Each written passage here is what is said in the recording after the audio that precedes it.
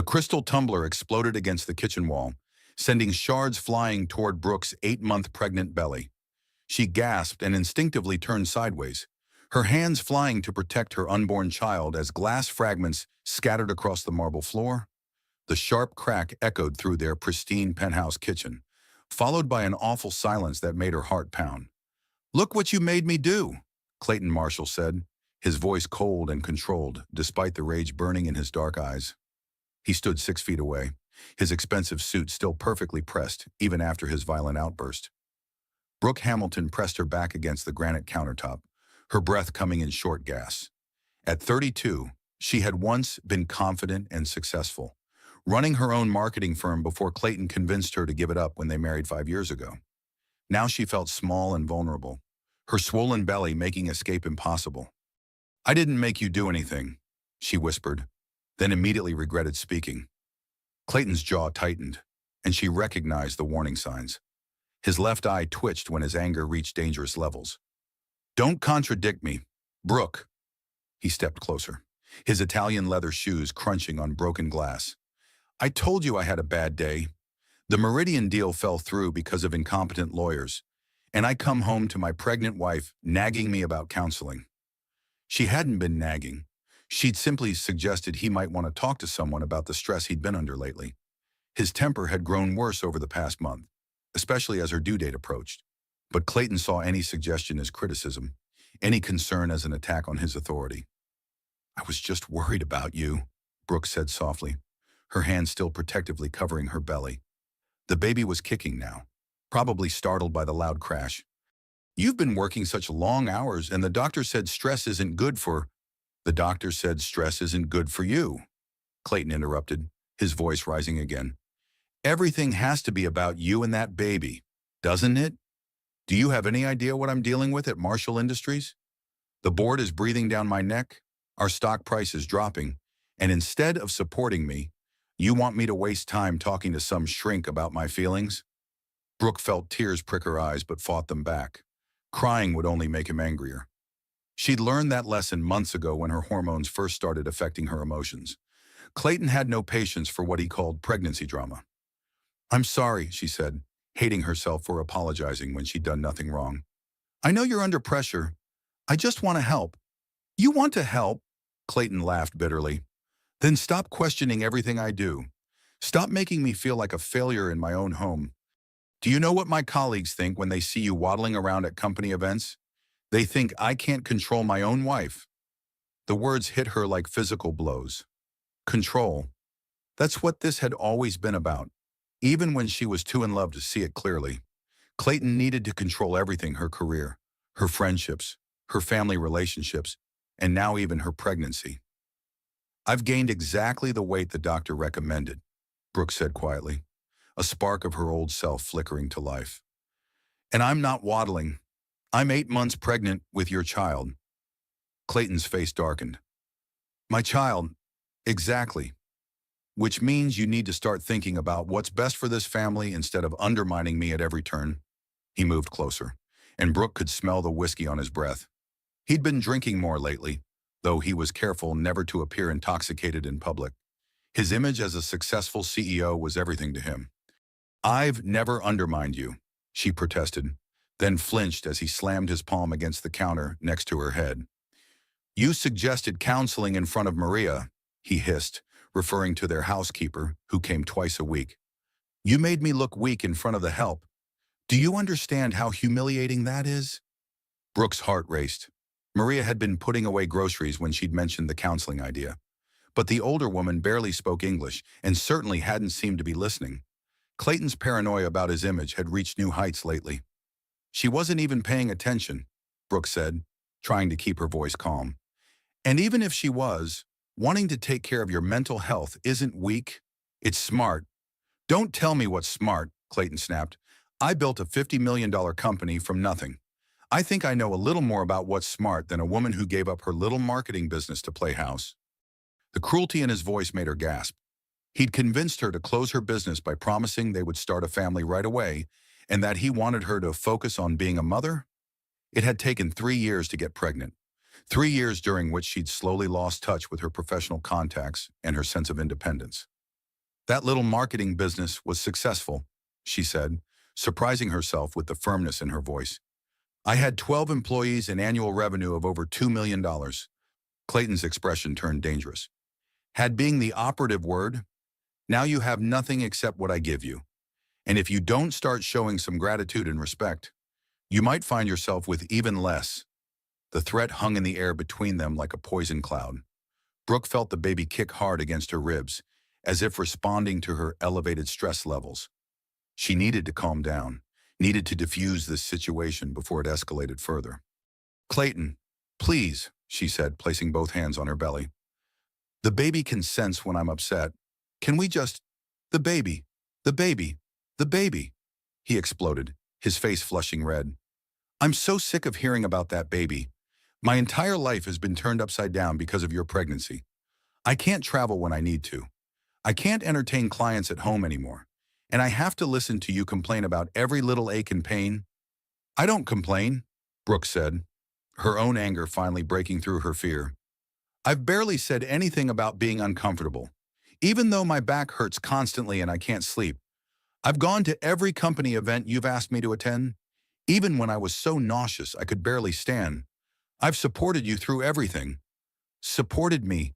Clayton's voice dropped to a menacing whisper. You've been a burden, an embarrassment. Do you know what Richard Morrison said to me at the club last week? He said I looked tired and asked if the pregnancy was taking a toll.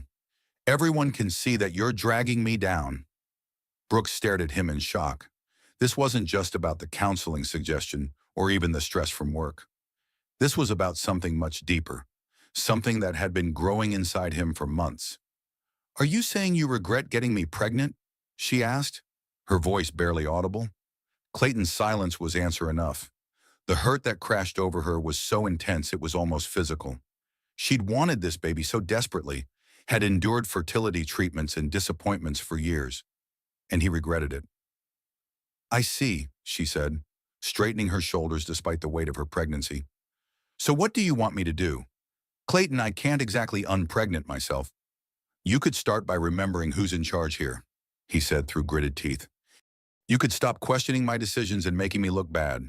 You could act like a grateful wife instead of a victim. I'm not acting like a victim, Brooke said, her voice stronger now. I'm trying to have a conversation with my husband about something that concerns me. If you think that makes me ungrateful, then maybe we have bigger problems than I thought. The words hung between them for a moment, and Brooke saw something shift in Clayton's expression. The mask of controlled anger slipped, revealing something uglier underneath. Bigger problems, he repeated softly. You want to talk about bigger problems? Brooke, here's a bigger problem for you. Before she could react, he grabbed the crystal decanter from the counter and hurled it at the wall above her head. The heavy glass shattered with tremendous force, sending sharp fragments raining down on her. Brooke screamed and dropped to her knees, covering her head with her arms as glass cut into her face and arms. A large shard sliced across her left cheek, and she felt warm blood trickling down her neck. Clayton, she gasped, looking up at him in horror. The baby, for a moment, he stared down at her with an expression she'd never seen before, cold, calculating, and completely without remorse. Then, as if a switch had been flipped, his face crumpled with what looked like genuine shock. Oh, God, he whispered, dropping to his knees beside her. Brooke, I'm sorry. I didn't mean are you hurt. Is the baby okay? But Brooke was already crawling away from him, glass crunching under her knees as she tried to reach her phone on the far counter. Blood dripped from the cut on her face, and she could feel smaller wounds on her arms where the glass had found its mark. Don't touch me, she said when Clayton reached for her. Don't you dare touch me. Brooke, please, he said, his voice now full of the charm that had once won her heart. I lost my temper. You know how much pressure I'm under. I would never hurt you or the baby on purpose. She managed to grab her phone with shaking hands, her back pressed against the kitchen island. Clayton knelt a few feet away, his expensive suit now wrinkled, his hair disheveled. He looked like the successful businessman he was, not like someone who had just committed an act of violence against his pregnant wife. I need to call someone, Brooke said, blood from her cheek dripping onto her phone screen. Call Dr. Chambers, Clayton said quickly. We'll go to the hospital and make sure everything is okay. I'll tell them you fell. We don't need to. No? Brooke's voice was surprisingly strong. I'm calling my brother. Clayton's face went pale. Brooke, think about what you're doing. Vernon is a trauma surgeon. He'll overreact to a few small cuts. This is between us. We can handle this privately. But Brooke was already dialing. Vernon Hamilton had always been protective of her, ever since they were children and their father died in a car accident. He'd warned her about Clayton's controlling tendencies when they first started dating, though she'd been too in love to listen. Now, as she listened to the phone ring, she realized that her 8-month pregnant belly had probably saved her life. If she hadn't turned to protect the baby, the crystal decanter would have hit her directly in the face. Vernon, she said when he answered, her voice barely a whisper. He hurt me. Vernon. The baby. Doctor. Vernon Hamilton was reviewing surgery notes in the trauma bay when his phone rang. He almost didn't answer. He was covering the emergency department tonight and couldn't afford distractions. But when he saw Brooke's name on the screen, some instinct made him pick up. Vernon. Her voice was so quiet he could barely hear her. He hurt me. Vernon. The baby. The medical chart dropped from his hands. Brooke, what happened? Where are you? Home, she whispered, and he could hear the pain in her voice. Glass everywhere. I'm bleeding. Vernon was already grabbing his keys, heading for the exit. At 38, he'd seen enough trauma to know when someone was in real danger. His sister's voice carried the shock and fear of a victim, not someone who'd had a simple accident. Are you having contractions? He asked, switching to doctor mode while his heart raced with sibling panic.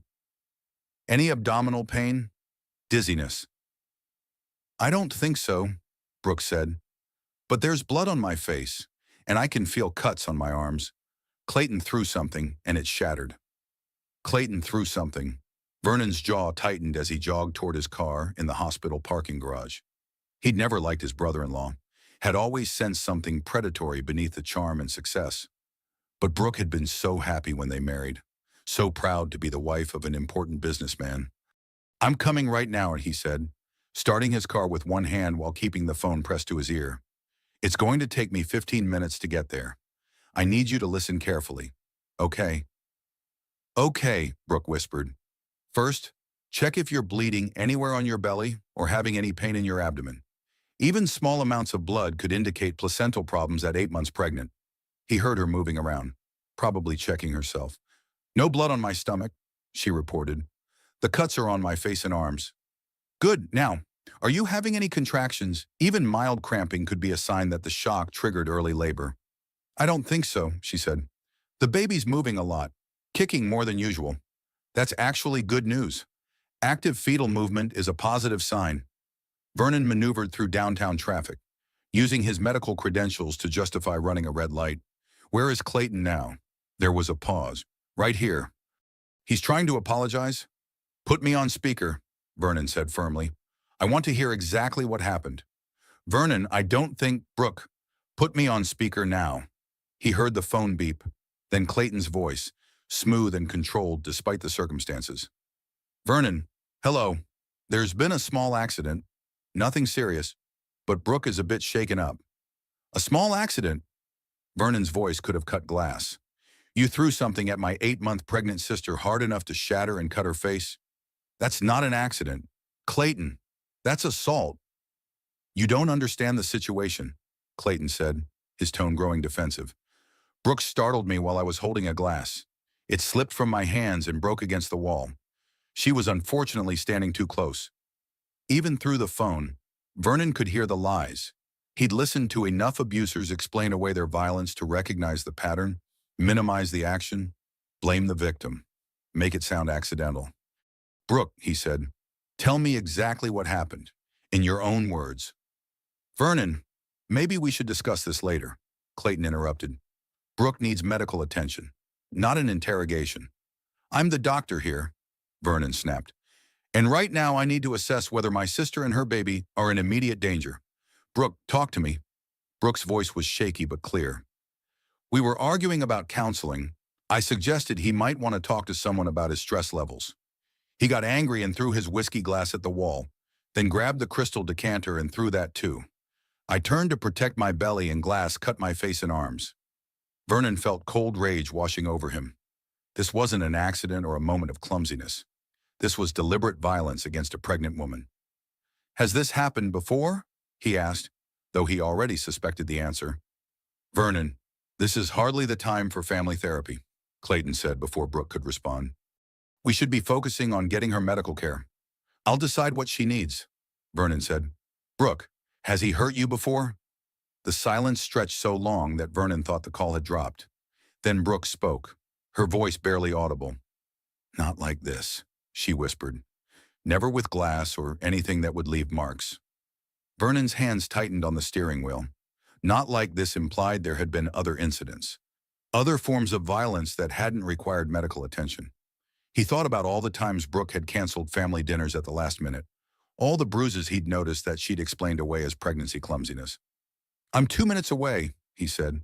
Brooke, I want you to gather anything you might need for a hospital stay, your insurance cards, some comfortable clothes, your phone charger. Don't worry about much else. That's not necessary, Clayton interjected. I can drive her to the hospital myself. There's no need to involve. You're not driving anywhere, Vernon cut him off.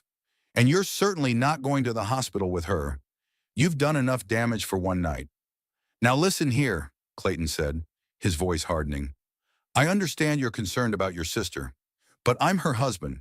You don't get to make decisions about her medical care or who she sees. Vernon pulled into the parking garage of Brooke's luxury high-rise building.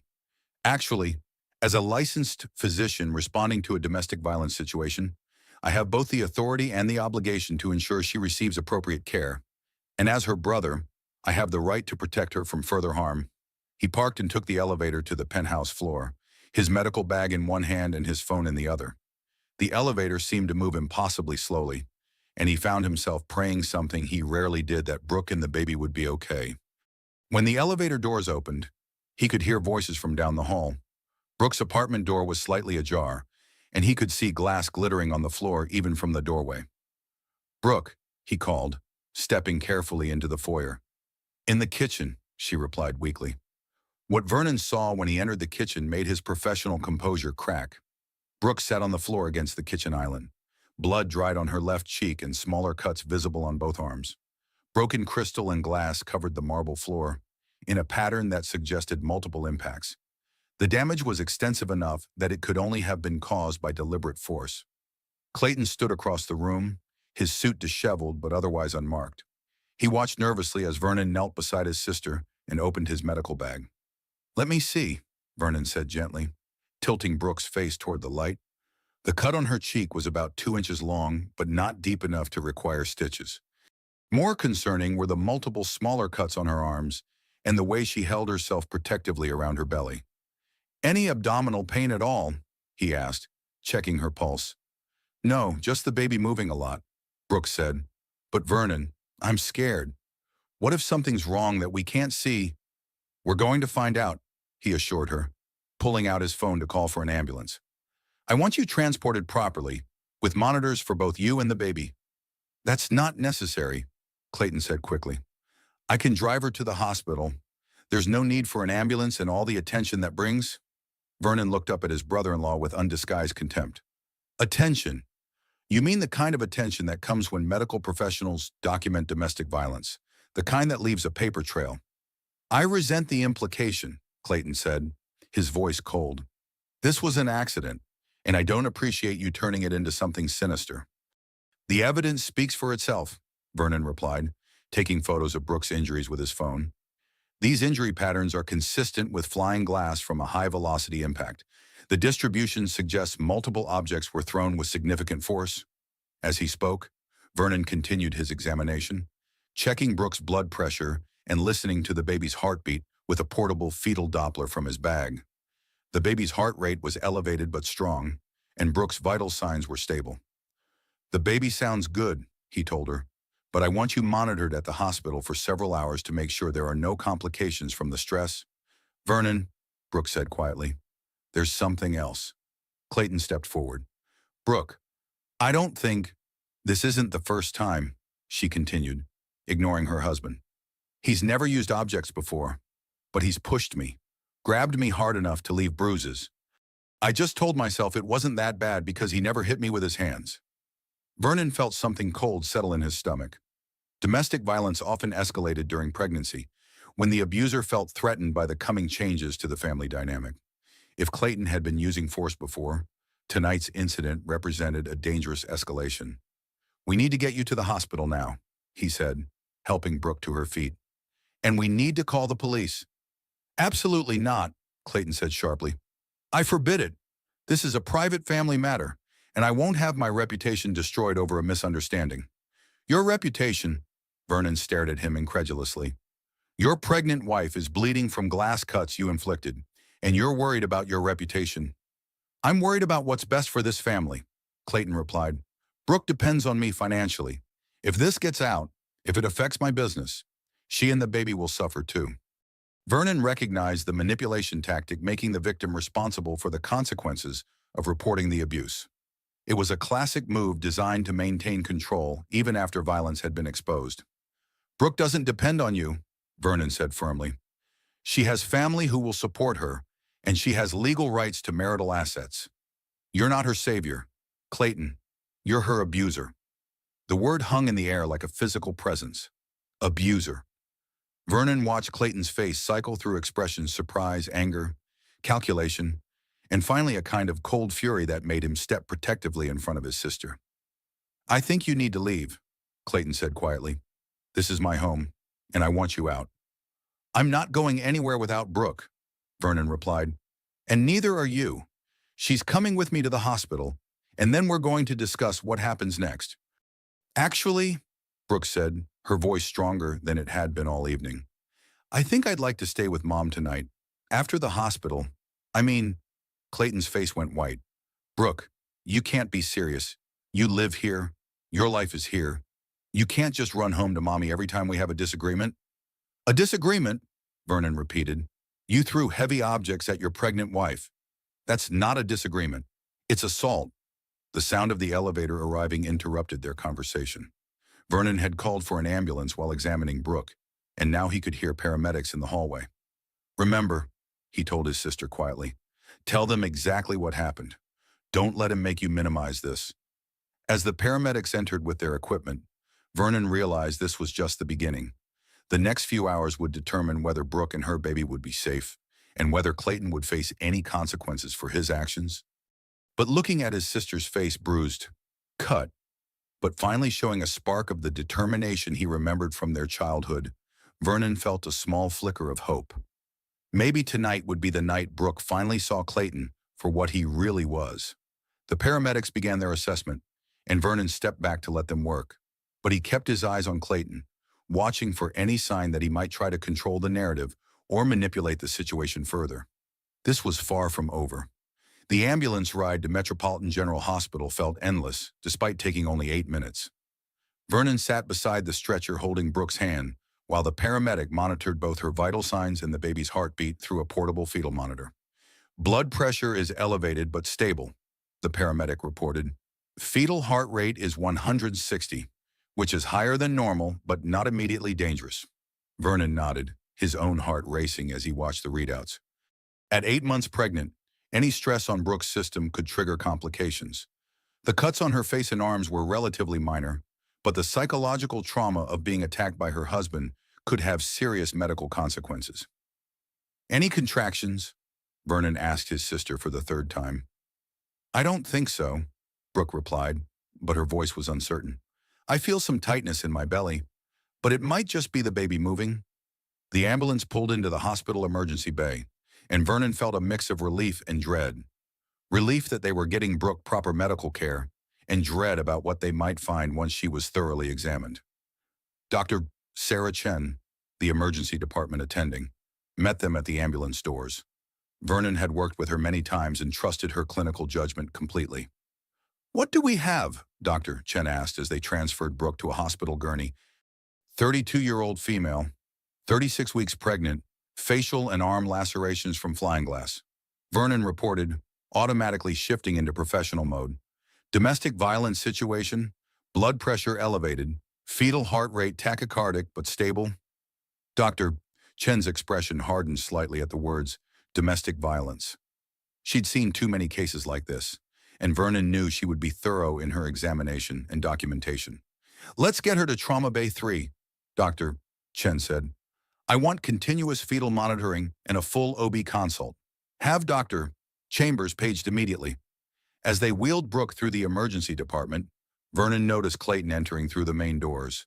He'd driven himself to the hospital and was now striding toward them with the kind of confident authority he used in business meetings. Excuse me, Clayton said to Dr.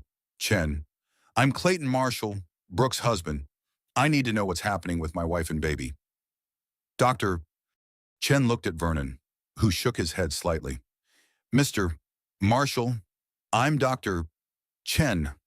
Right now we're taking your wife for examination. You can wait in the family area, and we'll update you when we have more information. I want to be with her, Clayton insisted. I have the right to be involved in her medical care. Actually, Vernon said, stepping between Clayton and the gurney, given that this is a domestic violence case, the patient's safety and comfort take precedence. Brooke, do you want Clayton in the examination room with you? Brooke looked at her husband, then at her brother. For a moment, Vernon saw the old Brooke, the confident woman who had built her own business and made her own decisions. No, she said quietly. I'd like some time to think. Clayton's face flushed with anger, but Dr. Chen was already moving the gurney away from him. Security will show you to the waiting area, she told him firmly. In Trauma Bay 3, a team of nurses quickly got to work. They cleaned and examined Brooke's cuts while Dr. Chen performed a comprehensive physical examination. The fetal monitor showed the baby's heart rate was still elevated, and Brooke reported feeling increased pressure in her abdomen. I'm going to do an ultrasound, Dr. Chen said, and I want Dr. Chambers here for a full obstetric evaluation.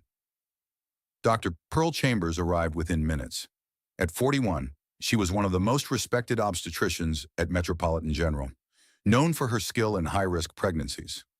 She took one look at the fetal monitor readings and frowned. How long has the heart rate been elevated? She asked. Since we arrived, Vernon replied. The stress from the attack seems to have affected both mother and baby. Dr. Chambers began her ultrasound examination, her expression growing more concerned as she studied the images on the screen. Vernon, I need you to look at this. Vernon moved to where he could see the monitor. What he saw made his blood run cold. There was a shadow along the edge of the placenta that shouldn't be there, a sign of placental abruption, a potentially life-threatening condition where the placenta separates from the uterine wall. How bad? He asked quietly. Partial abruption, but it's active. Dr. Chambers replied. The trauma from tonight's incident likely triggered it. We need to get her to the OR immediately. Brooke saw their expressions and gripped Vernon's hand. What's wrong? Is the baby okay?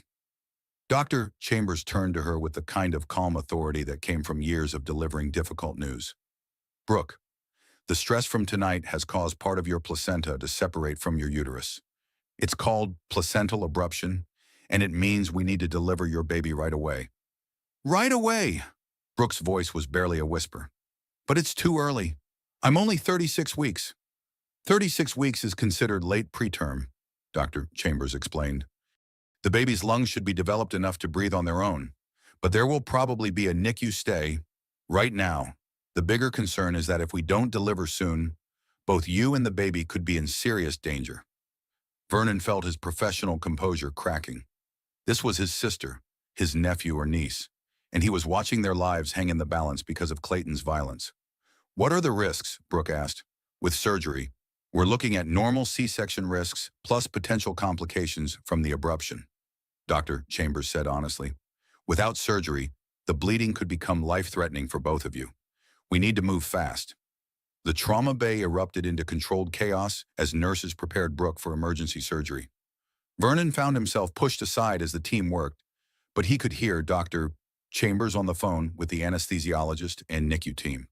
Vernon, Brooke called out as they prepared to move her to the operating room. If something happens to me, promise me you won't let Clayton control what happens to the baby? Nothing's going to happen to you, Vernon said firmly, but he could see the fear in her eyes. But I promise, I'll protect both of you. As they wheeled Brooke toward the elevator, Vernon caught sight of Clayton in the waiting area. He was pacing and talking on his phone, probably making business calls even as his wife faced emergency surgery. The image filled Vernon with a rage so pure it was almost blinding.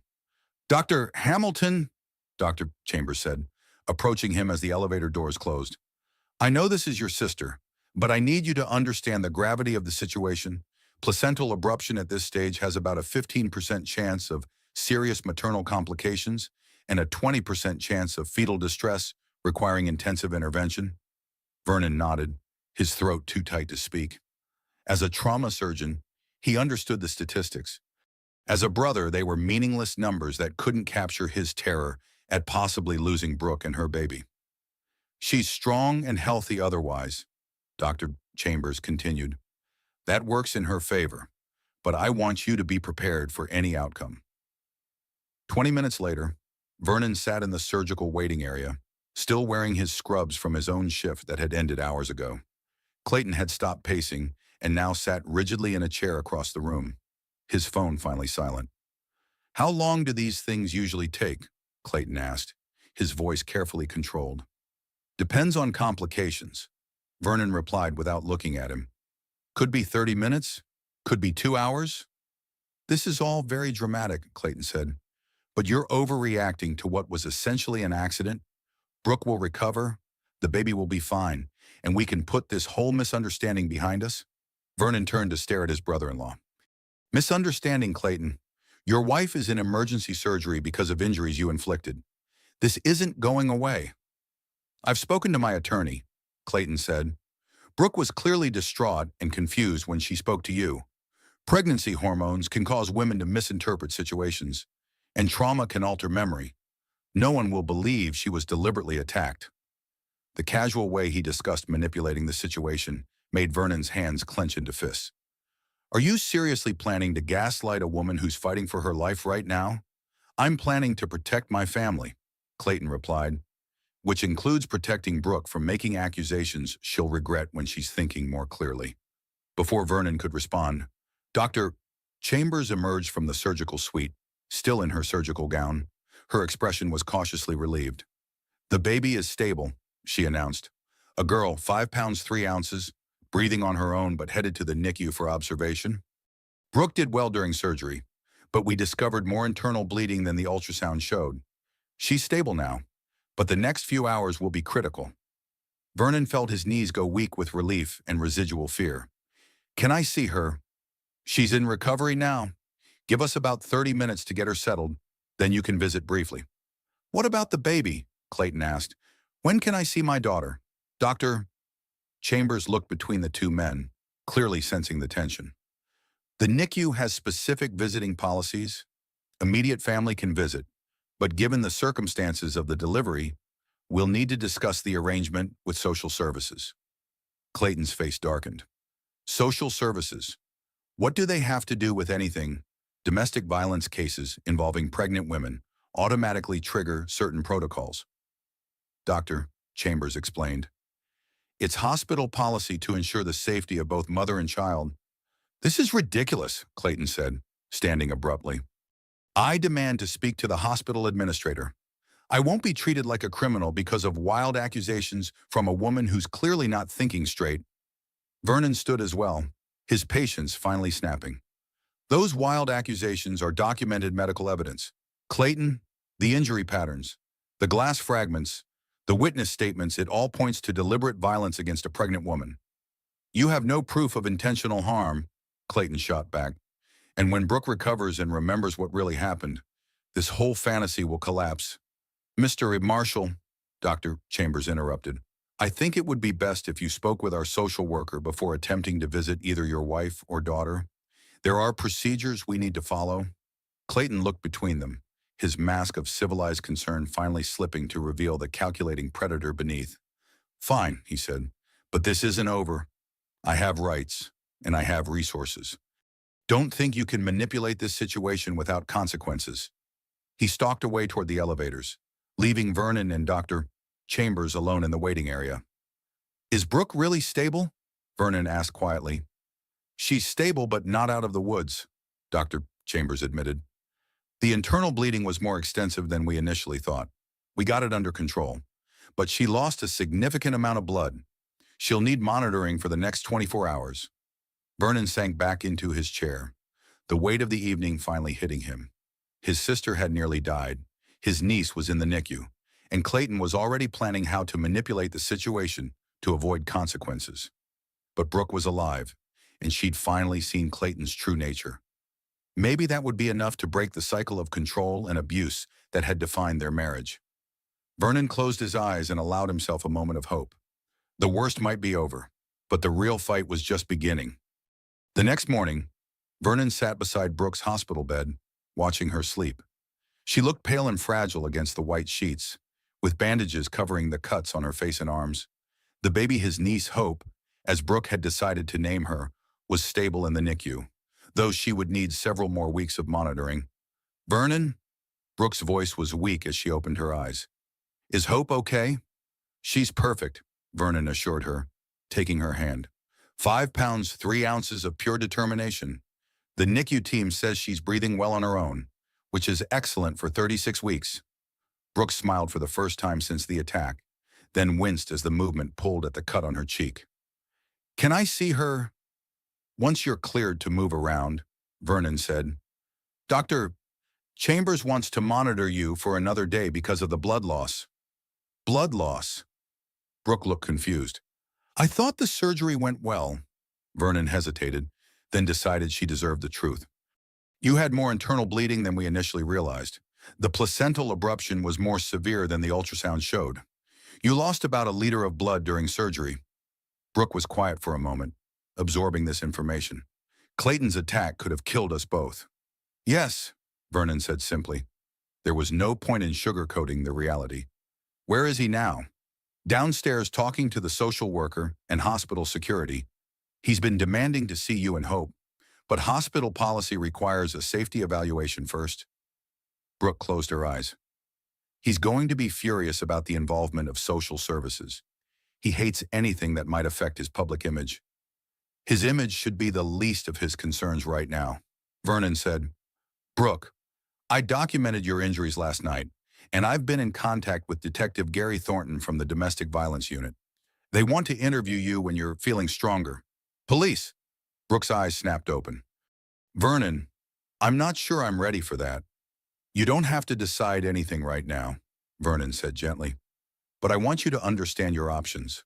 What Clayton did was assault, and in many states, domestic violence during pregnancy carries enhanced penalties." Before Brooke could respond, there was a knock at the door. Nurse Colleen Murphy, one of Vernon's colleagues from the trauma department, peered in. "Sorry to interrupt," Colleen said, "but there's been a situation downstairs. I thought Dr. Hamilton should know." Vernon stepped into the hallway with her. Colleen was 29 and had worked trauma nursing for 5 years. She'd seen enough domestic violence cases to recognize the warning signs. "What kind of situation?" Vernon asked. "Mr. Marshall tried to force his way into the NICU," Colleen reported. "Security had to remove him. He was demanding to see the baby and claiming that hospital staff were violating his parental rights." Vernon felt a chill. Attempting to bypass hospital security was escalation behavior, a sign that Clayton was losing control and becoming more desperate. "There's more," Colleen continued. "He cornered Maria Santos, the social worker, in the elevator and tried to intimidate her into changing her assessment. He told her that he had connections on the hospital board and could have her fired." "Did he threaten her directly?" "Not in so many words, but Maria was pretty shaken up. She's been doing this for 15 years and says she's never had a family member act so aggressively during an evaluation." Vernon rubbed his forehead, feeling a headache building. Clayton was showing all the classic signs of an abuser whose control was slipping, escalating demands, attempts at intimidation, threats against support systems. "Where is he now?" "Hospital security escorted him off the premises about an hour ago," Colleen said. "But Vernon, there's something else you should know. I overheard him on the phone in the parking garage before security removed him. He was talking to someone about controlling the narrative and managing the situation before it gets out of hand." Vernon felt his blood chill. In his experience, when abusers started talking about controlling narratives, it usually meant they were planning to discredit their victims or manipulate evidence. Did he see you listening? I don't think so. I was coming back from break and heard him through the stairwell door. But Vernon, he sounded different, cold and calculating, not like the charming businessman he usually pretends to be. Vernon thanked Colleen and returned to Brooke's room, his mind racing. Clayton's behavior was escalating exactly as he'd feared it would. The mask was coming off, revealing the predator beneath the polished exterior. What was that about? Brooke asked when he sat back down. Vernon debated how much to tell her, then decided she needed to understand the situation fully. Clayton tried to force his way into the NICU and threatened the social worker. Hospital security had to remove him. Brooke's face went pale. He threatened the social worker, Vernon. He's never done anything like that before. He's always been so careful about his public image. That's exactly what worries me, Vernon said. When abusers start acting out in public, it usually means they're losing control, and desperate people do dangerous things. You think he might try to hurt me again? I think he's going to try to manipulate the situation to make you look unstable or unreliable, Vernon said. He was talking on the phone about controlling the narrative. That suggests he's planning some kind of campaign to discredit you. Brooke was quiet for several minutes, staring at the ceiling. When she finally spoke, her voice was stronger than it had been since the attack. Vernon, I need to tell you something. About our marriage. About things that have been happening for months. What kind of things? Financial control, for starters, Brooke said. About 2 years ago, Clayton convinced me to put all our accounts in his name for tax efficiency. I haven't had access to my own money since then. Vernon felt his anger building again. Financial abuse was often the foundation that made other forms of control possible. What about your inheritance from Dad's life insurance? Clayton invested it in his company, Brooke said quietly. He said it would give us a better return than traditional investments. But I don't have any documentation of that investment, and when I've asked about it, he says I don't understand the complexities of business finance. Brooke, that inheritance was over $200,000. I know. Tears started forming in her eyes. Vernon, I think I've been incredibly stupid. All these years, I thought I was living this glamorous life as the wife of a successful CEO, but I don't own anything. I don't have any money. I don't even have access to our joint checking account. Vernon's hands clenched into fists. Clayton hadn't just been physically and emotionally abusive, he'd been systematically stripping Brooke of her financial independence and security. There's more, Brooke continued. The social isolation started gradually. First, he convinced me that my business was too stressful and I should focus on starting a family. Then he started criticizing my friends, saying they were jealous of our success or bad influences. Over the past year, I've barely seen anyone except at his company events. What about Mom? You've been visiting her regularly. Only when Clayton was traveling, Brooke admitted. He said family dinners were boring and that Mom was too critical of him. I've been lying to both of you, making excuses about why he couldn't come or why I had to leave early. Vernon realized that Clayton had been methodically destroying Brooke's support systems, isolating her from anyone who might recognize the abuse or offer help. It was a textbook pattern, executed with the precision of someone who understood exactly what he was doing. Brooke, none of this is your fault, Vernon said firmly. Clayton is a practiced manipulator. He targeted you specifically because you're successful and independent. Those are threats to his need for control. But I let it happen, Brooke said, tears flowing freely now. I gave up my business, my friends, my financial independence.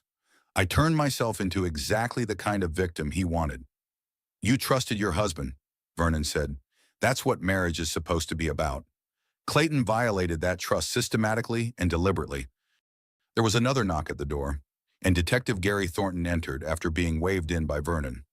At 52, Thornton was a veteran of the domestic violence unit with gray hair and kind eyes that had seen too much. Ms. Hamilton, he said gently, I'm Detective Thornton. I understand you've been through a traumatic experience, and I don't want to pressure you. But if you're willing to talk, I'd like to hear what happened last night. Brooke looked at Vernon, who nodded encouragingly. It's your choice, he said. But Detective Thornton specializes in domestic violence cases. He understands what you're going through. What happens if I tell you everything? Brooke asked the detective. That depends on what you tell me and what evidence we can gather, Thornton replied honestly. But I want you to understand that domestic violence during pregnancy is taken very seriously by the courts. If we can prove that Mr. Marshall's actions endangered you and your baby, he could face significant charges.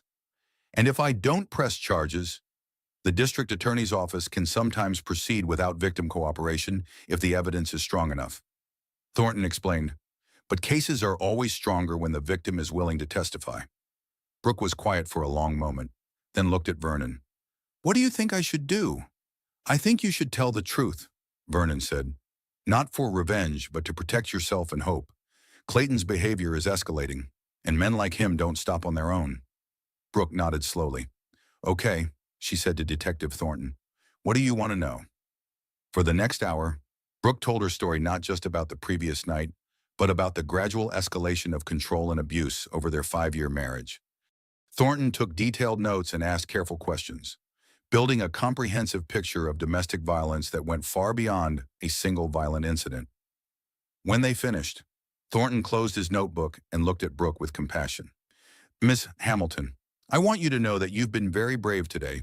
Speaking up about abuse is never easy, especially when the abuser has significant social and financial power. What happens now? Brooke asked. I'll be filing charges for domestic violence and assault, Thornton said. Given that you were pregnant at the time of the attack and required emergency surgery, the charges will likely include aggravated assault. Mr. Marshall will be arrested within the next few hours. As Detective Thornton left, Vernon felt a mixture of relief and apprehension. Clayton would face legal consequences for his actions, but men like him rarely accepted defeat quietly. The next few weeks would be crucial in determining whether Brooke and Hope would truly be safe. Vernon, Brooke said quietly, I'm scared about what happens next. We'll figure it out together, Vernon promised. You and Hope are going to be okay. I'll make sure of it. But even as he spoke the words, Vernon couldn't shake the feeling that Clayton wouldn't go down without a fight, and when cornered, dangerous men became even more dangerous. 3 days later, Vernon sat in the hospital cafeteria across from his mother, Maureen Hamilton, watching her struggle to process everything that had happened. At 64, Maureen had raised 2 children, largely on her own after their father's death, and she'd always been the family's moral compass. Now she looked smaller than Vernon remembered, as if the weight of Brooke's situation had physically diminished her. I just don't understand how I missed it, Maureen said for the 3rd time, stirring her coffee absently. 5 years, Vernon. For 5 years, I thought Brooke was happy.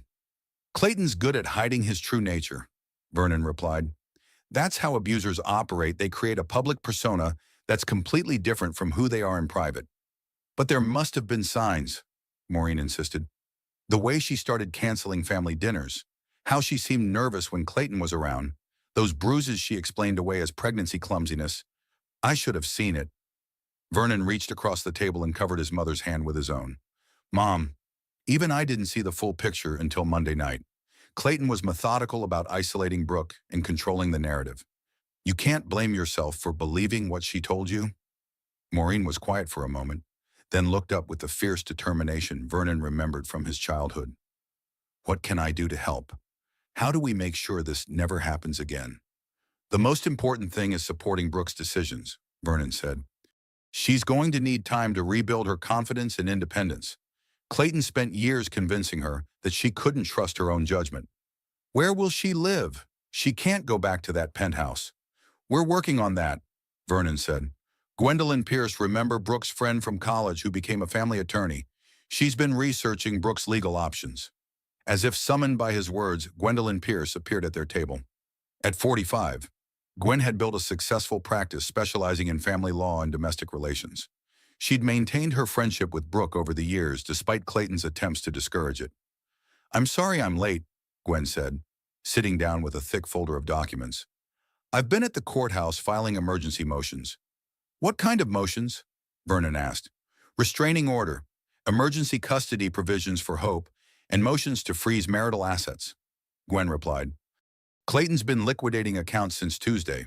He's moved over $300,000 to offshore holdings in the past 48 hours. Vernon felt his blood pressure spike. He's hiding money.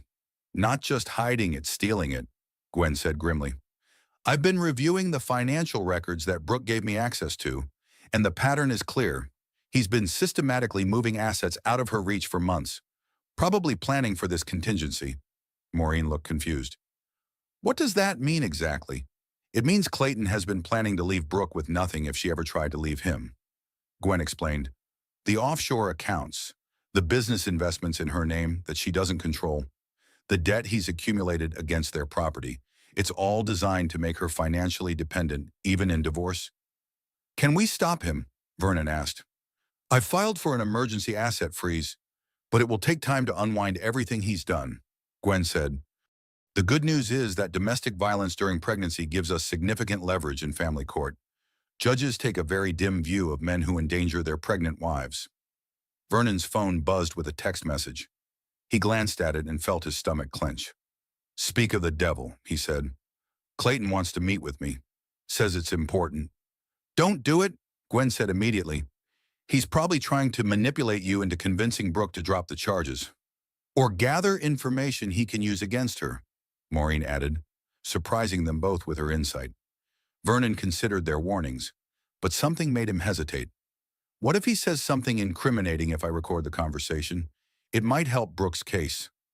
Vernon, as Brooke's attorney, I'm advising you not to meet with Clayton without legal representation, Gwen said firmly.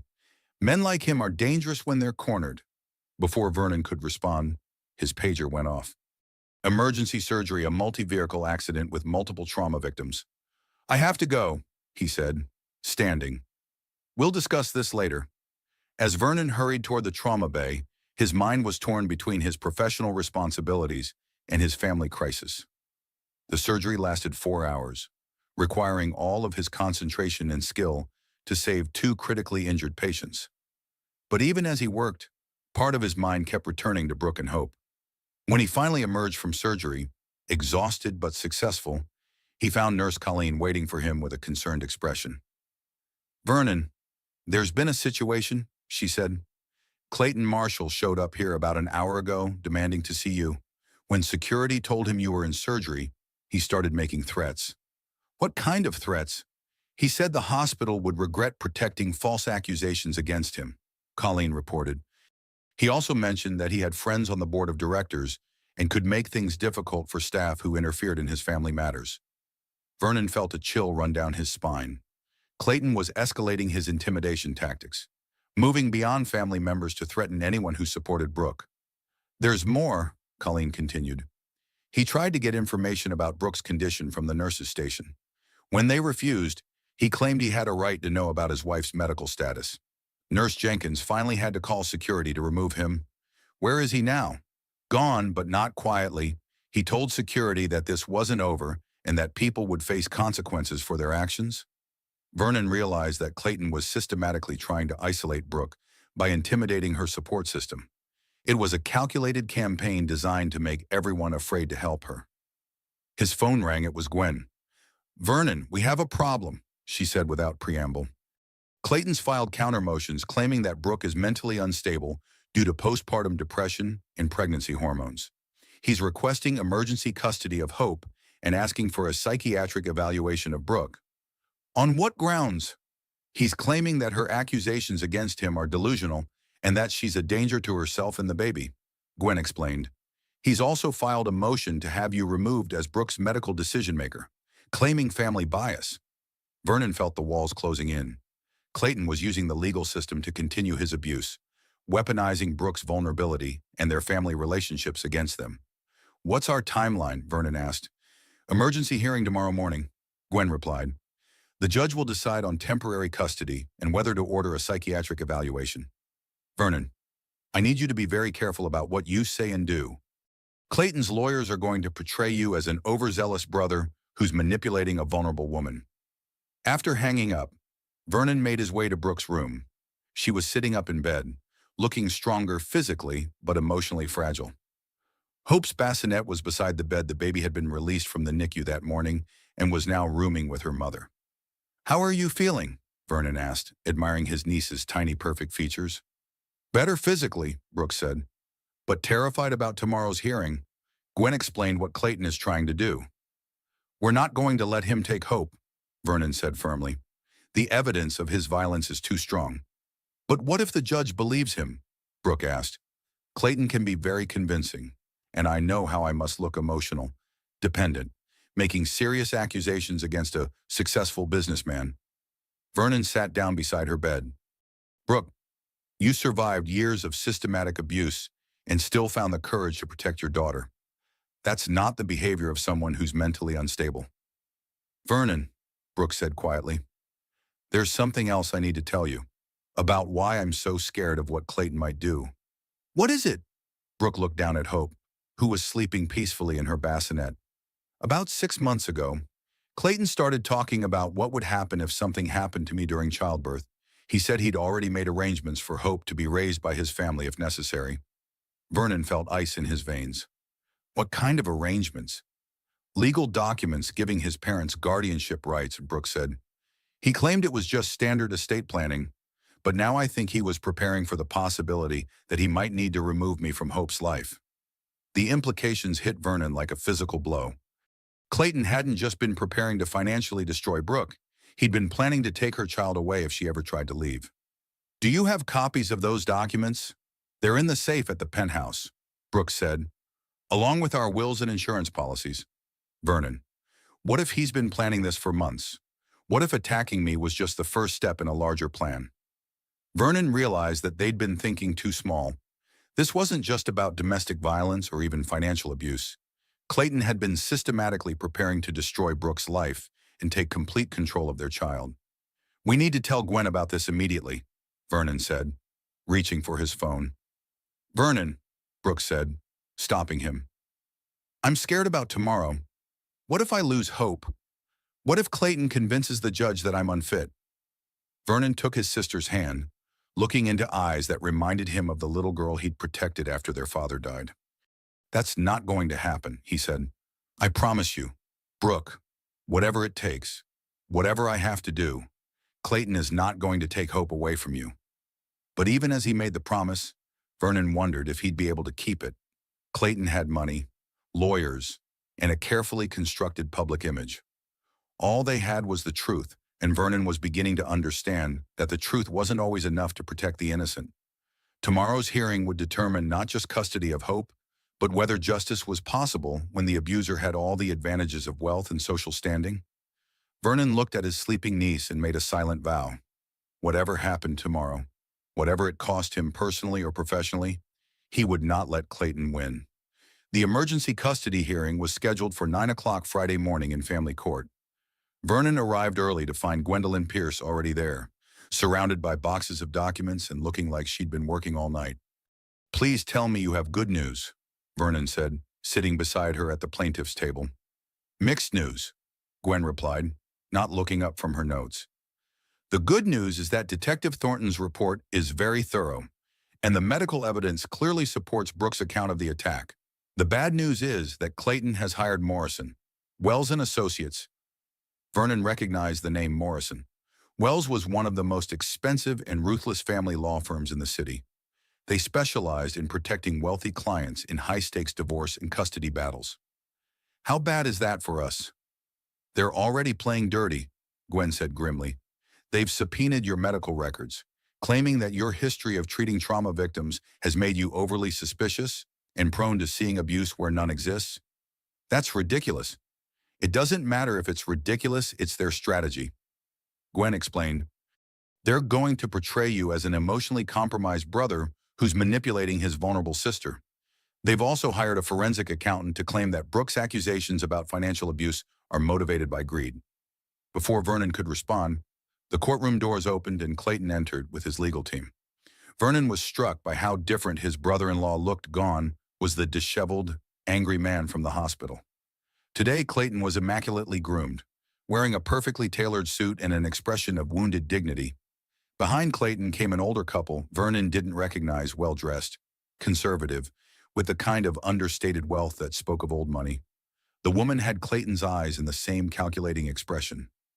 Clayton's parents, Gwen whispered, Margaret and Charles Marshall. They're here to testify about their son's character and their willingness to help raise Hope if Brooke is deemed unfit. Vernon felt his stomach clench. Clayton wasn't just fighting for custody, he was building a case to have Brooke declared an unfit mother so his family could take complete control of Hope. Judge Dorothy Fairfield entered the courtroom, and Vernon felt a small spark of hope. At 58, Judge Fairfield had a reputation for being tough but fair, especially in cases involving domestic violence. She'd been a prosecutor before becoming a judge and understood the dynamics of abuse. This is an emergency hearing regarding temporary custody of Hope Marshall. Born Monday night to Brooke Hamilton and Clayton Marshall, Judge Fairfield began. Mr. Morrison, you filed a motion for emergency custody. Please present your argument. Robert Morrison, Clayton's lead attorney, stood with the confidence of someone who'd won most of his cases through intimidation and superior resources. Your Honor, we're here today because of false and malicious accusations made by Mrs. Marshall against my client. These accusations appear to be the result of postpartum psychological distress combined with a family member's inappropriate influence. Vernon watched as Morrison painted a picture of Brooke as an unstable woman being manipulated by her overzealous brother. He cited the stress of fertility treatments, the hormonal changes of pregnancy, and the trauma of emergency surgery as factors that had compromised her judgment. Furthermore, Morrison continued, Mrs. Marshall has been unable to provide for herself financially and has demonstrated poor decision-making regarding the family's assets. Mr. Marshall's parents are prepared to provide a stable, secure environment for baby Hope, while Mrs. Marshall receives the psychiatric care she clearly needs. When Morrison finished, Gwen stood to present their case. She methodically laid out the evidence of Clayton's abuse, the medical records, the police report, the pattern of financial control, and the systematic isolation of Brooke from her support systems. Your Honor, Gwen concluded, this is not a case of postpartum depression or family manipulation. This is a classic pattern of domestic violence that escalated to the point where Mr. Marshall's actions required emergency surgery to save both mother and child. The evidence is overwhelming and objective. Judge Fairfield reviewed the documents for several minutes before speaking. I'd like to hear testimony from the parties involved. Mrs. Marshall, are you prepared to testify today? Brooke stood from where she'd been sitting behind the defense table. She still looked pale and fragile, with visible bandages on her face and arms, but her voice was steady when she spoke. Yes, Your Honor. I'm ready. For the next hour, Brooke recounted the progression of abuse in her marriage from the subtle control and isolation to the escalating violence that culminated in Monday night's attack. She spoke clearly and calmly, providing specific examples and dates whenever possible. Morrison's cross-examination was brutal. He questioned every detail of her account, suggested that pregnancy hormones had affected her memory, and implied that her injuries could have been self-inflicted for attention, but Brooke remained composed, never becoming defensive or emotional despite the aggressive questioning. Mrs. Marshall, Morrison said in conclusion, isn't it true that you stand to gain millions of dollars in a divorce settlement if these accusations are believed? I don't want millions of dollars, Brooke replied quietly. I want my daughter to be safe. I want to rebuild my life without fear. Money can't undo what Clayton did to us. When it was Vernon's turn to testify, Morrison immediately attacked his credibility. Dr. Hamilton, isn't it true that you've disliked my client since he began dating your sister? I was concerned about some of his controlling behaviors, Vernon admitted, but I hoped I was wrong. And isn't it true that your experience treating trauma victims has made you prone to seeing violence and abuse in normal disagreements? No, Vernon said firmly. My experience has taught me to recognize the signs of systematic abuse. What I saw Monday night wasn't a disagreement, it was attempted murder. The phrase hung in the courtroom like a thunderclap. Morrison objected, but Judge Fairfield allowed the statement to stand. Dr. Hamilton, she said, please explain why you believe this was attempted murder rather than domestic violence. Vernon took a deep breath. Your Honor, the glass fragments from the attack showed high-velocity impact patterns consistent with objects thrown with significant force. The placement of the injuries and the amount of broken glass suggested multiple impacts deliberately aimed at causing maximum damage. In my medical opinion, if Mrs. Marshall hadn't turned to protect her belly, the crystal decanter would have struck her directly in the head or face with potentially fatal results. Judge Fairfield made notes as Vernon spoke. When he finished, she called a recess to review all the evidence and testimony. During the break, Vernon noticed Clayton's parents approaching Gwen and Brooke. Margaret Marshall was a small, elegant woman with steel gray hair and cold eyes. "Mrs. Pierce," Margaret said in a cultured voice, "perhaps we could discuss a reasonable arrangement that would benefit everyone, especially little Hope." "What kind of arrangement?" Gwen asked suspiciously. "Clayton is obviously going through a difficult time," Margaret continued. "Perhaps if Brooke were willing to undergo voluntary psychological evaluation and treatment, we could arrange for supervised visitation while Hope stays with us temporarily." Vernon saw the trap immediately. They wanted Brooke to voluntarily surrender custody while submitting to psychological evaluation that they would use to declare her permanently unfit. "Mrs. Marshall," Brooke said quietly, "I appreciate your concern, but Hope belongs with her mother." Margaret's pleasant expression didn't change, but her voice turned icy. "My dear, you're clearly not thinking rationally. You've made serious accusations against our son that could destroy his career and reputation. Surely you can see that some sort of mental health intervention is necessary." "The only intervention that's necessary," Vernon said, standing between Margaret and his sister, "is protecting Hope from a family that enables and excuses violence." Margaret's mask finally slipped, revealing the same calculating coldness that Vernon had seen in Clayton. "Dr. Hamilton, you're interfering in family matters that don't concern you. My son has resources and connections that you can't imagine. It would be wise to consider what's best for everyone involved." The threat was subtle but unmistakable. Vernon realized that Clayton's entire family was involved in the campaign to discredit Brooke and take control of Hope. Judge Fairfield returned to the courtroom and called everyone to order. "After reviewing all the evidence and testimony," she began, "I'm prepared to make my ruling on temporary custody." Vernon held his breath, knowing that the next few words would determine Hope's future. "The evidence of domestic violence in this case is compelling and well documented." Judge Fairfield continued, "Mr. Marshall's actions resulted in emergency surgery for his pregnant wife and could have been fatal for both mother and child. Under no circumstances will I award custody to someone who has demonstrated such dangerous behavior." Vernon felt relief flooding through him, but Judge Fairfield wasn't finished. "However, I am concerned about Mrs. Marshall's emotional state and support system. She's been through significant trauma and will need time to recover and establish independence." Vernon's relief turned to worry. Was the judge about to compromise, therefore? Judge Fairfield concluded, "Temporary custody of Hope Marshall will remain with her mother, Brooke Hamilton. However, Mrs. Hamilton will reside with a family member who can provide support and supervision. Dr. Vernon Hamilton, are you prepared to serve as temporary guardian and support person for your sister and niece?" "Yes, Your Honor," Vernon said immediately. "Mr. Marshall will have no contact with either Mrs. Hamilton or baby Hope pending the outcome of criminal proceedings. A restraining order will remain in effect, and any violation will result in immediate arrest." Clayton's face went white with rage, but his attorney quickly whispered something that made him stay seated. As they left the courtroom, Vernon felt cautiously optimistic. They'd won this battle, but the war was far from over. Clayton had resources, connections, and a family willing to support his campaign against Brooke. But for now, Hope was safe with her mother, and that was what mattered most. Outside the courthouse, Gwen gathered them together. "This is just the beginning," she warned. "Clayton's going to appeal, and he'll use every resource at his disposal to overturn this decision. We need to be prepared for a long fight."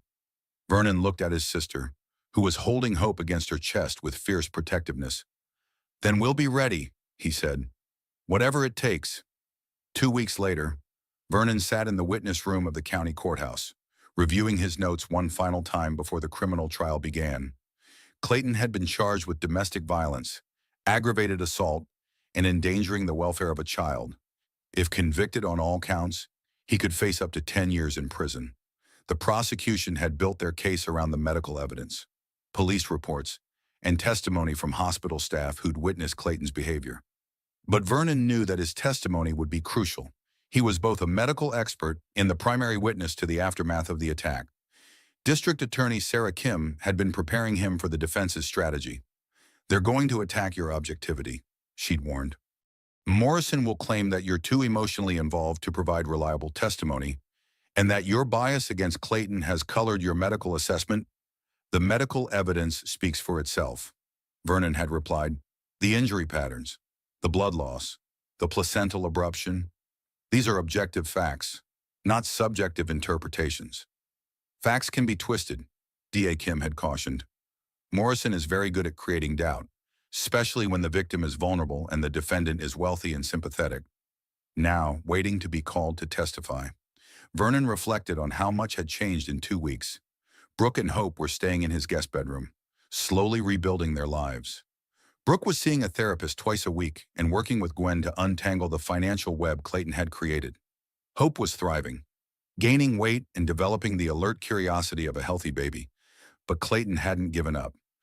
His parents had hired private investigators to dig into Brooke's past, looking for anything that could be used to discredit her. They'd also been spreading rumors in their social circles that Brooke was mentally unstable and had made false accusations for financial gain. Dr. Hamilton. A bailiff appeared at the door. You're up. Vernon walked into the courtroom, which was packed with observers. He recognized several of Clayton's business associates and country club friends, all there to show support for the defendant. Clayton himself sat at the defense table, looking like the successful businessman. He was confident, well-dressed, and completely in control. Kim began with basic questions about Vernon's medical credentials and experience treating trauma victims. She established his expertise methodically, building the foundation for his more technical testimony. Dr. Hamilton, please describe Mrs. Hamilton's condition when you arrived at her apartment on the night of the attack. Vernon had rehearsed this testimony, but speaking the words aloud in front of Clayton still made his anger flare. My sister was sitting on the floor, bleeding from multiple cuts on her face and arms. There was broken glass scattered across a wide area, indicating multiple high-velocity impacts. Her injuries were consistent with flying glass fragments from objects thrown with significant force. Based on your medical examination, could these injuries have been accidental? No, Vernon said firmly. The pattern and severity of the glass distribution, combined with the injury locations, indicated deliberate violence. If someone had simply dropped or accidentally knocked over glassware, the damage would have been localized and the glass fragments would show different impact patterns. D.A. Kim moved to a chart displaying photos of the crime scene. Dr. Hamilton, can you explain what these photographs show about the force involved? Vernon stood and pointed to the evidence photos.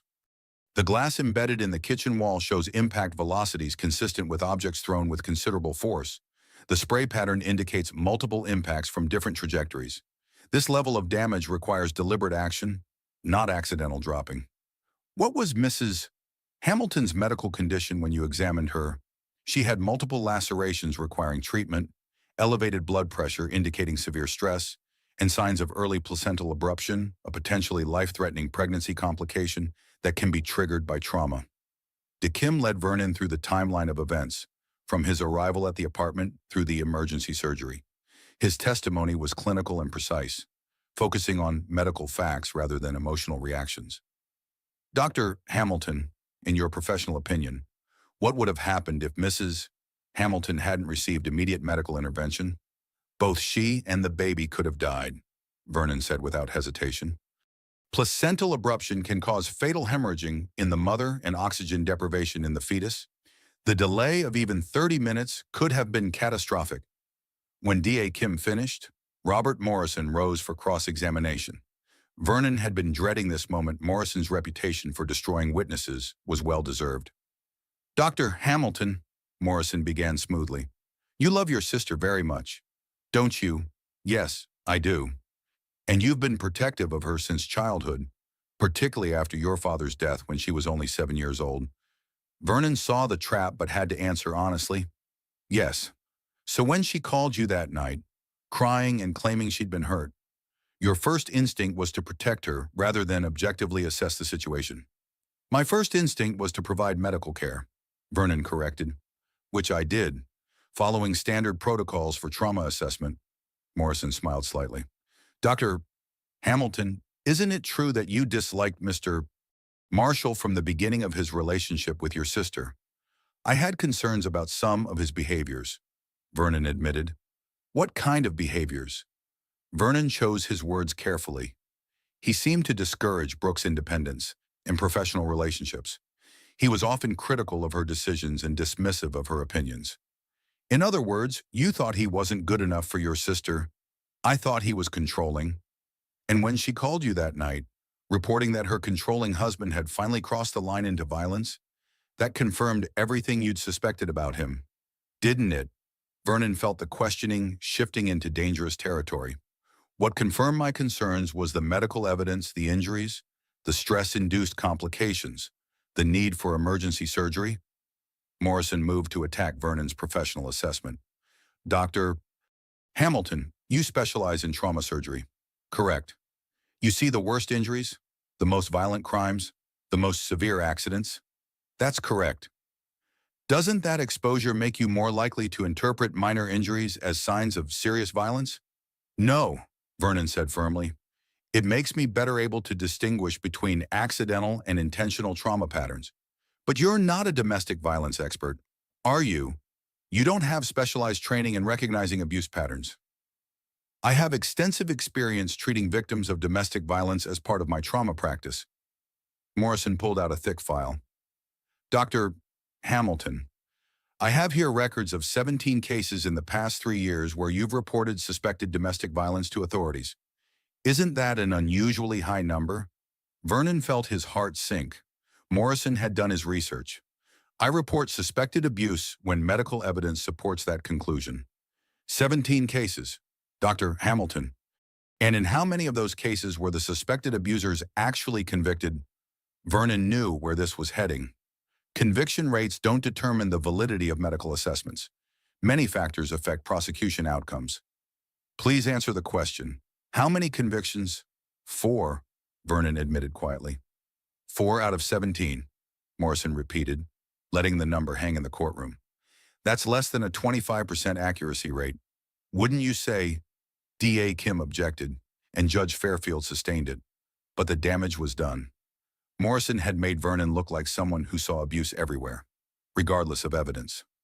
Dr. Hamilton, Morrison continued, on the night in question, did you take photographs of the crime scene before anything was disturbed? I took photos of my sister's injuries, but not the kitchen where the alleged attack occurred. Vernon realized his mistake. No, I was focused on providing medical care. So you have no photographic evidence of the glass distribution patterns you've described so confidently? The police documented the scene, but you didn't, did you? You immediately began moving your sister, disturbing potential evidence, because you assumed a crime had been committed? Vernon felt the walls closing in. Morrison was systematically dismantling his credibility, making it appear that his protective instincts had compromised his professional judgment. Dr. Hamilton, Morrison said, moving in for the kill. Isn't it possible that Mrs. Marshall, in her emotionally fragile state during late pregnancy, misinterpreted an accident as an attack, and that you, due to your pre-existing bias against Mr. Marshall and your tendency to see violence where none exists, supported her misinterpretation? No, Vernon said, but he could hear the uncertainty in his own voice. Morrison had shaken his confidence in his own perceptions. Isn't it possible that Mr. Marshall, stressed from business pressures and concerned about his pregnant wife's emotional state, accidentally knocked over glassware during an argument, and that the resulting injuries were truly accidental? Vernon looked across the courtroom at Clayton, who was watching with an expression of wounded dignity. For just a moment, Vernon wondered if Morrison might be right. Had his protective instincts and dislike of Clayton colored his interpretation of the evidence? Then he saw Brooke in the gallery, holding Hope protectively, and remembered the terror in her voice when she called him. He remembered the calculated coldness in Clayton's eyes at the hospital, the threats against hospital staff, the systematic financial abuse that Gwen had uncovered. No, Vernon said, his voice stronger now. The medical evidence is clear. Mrs. Hamilton was the victim of deliberate violence that endangered both her life and her baby's life. That's not interpretation or bias, that's medical fact. Sorry, Morrison tried several more approaches, but Vernon held firm. He'd been shaken, but not broken.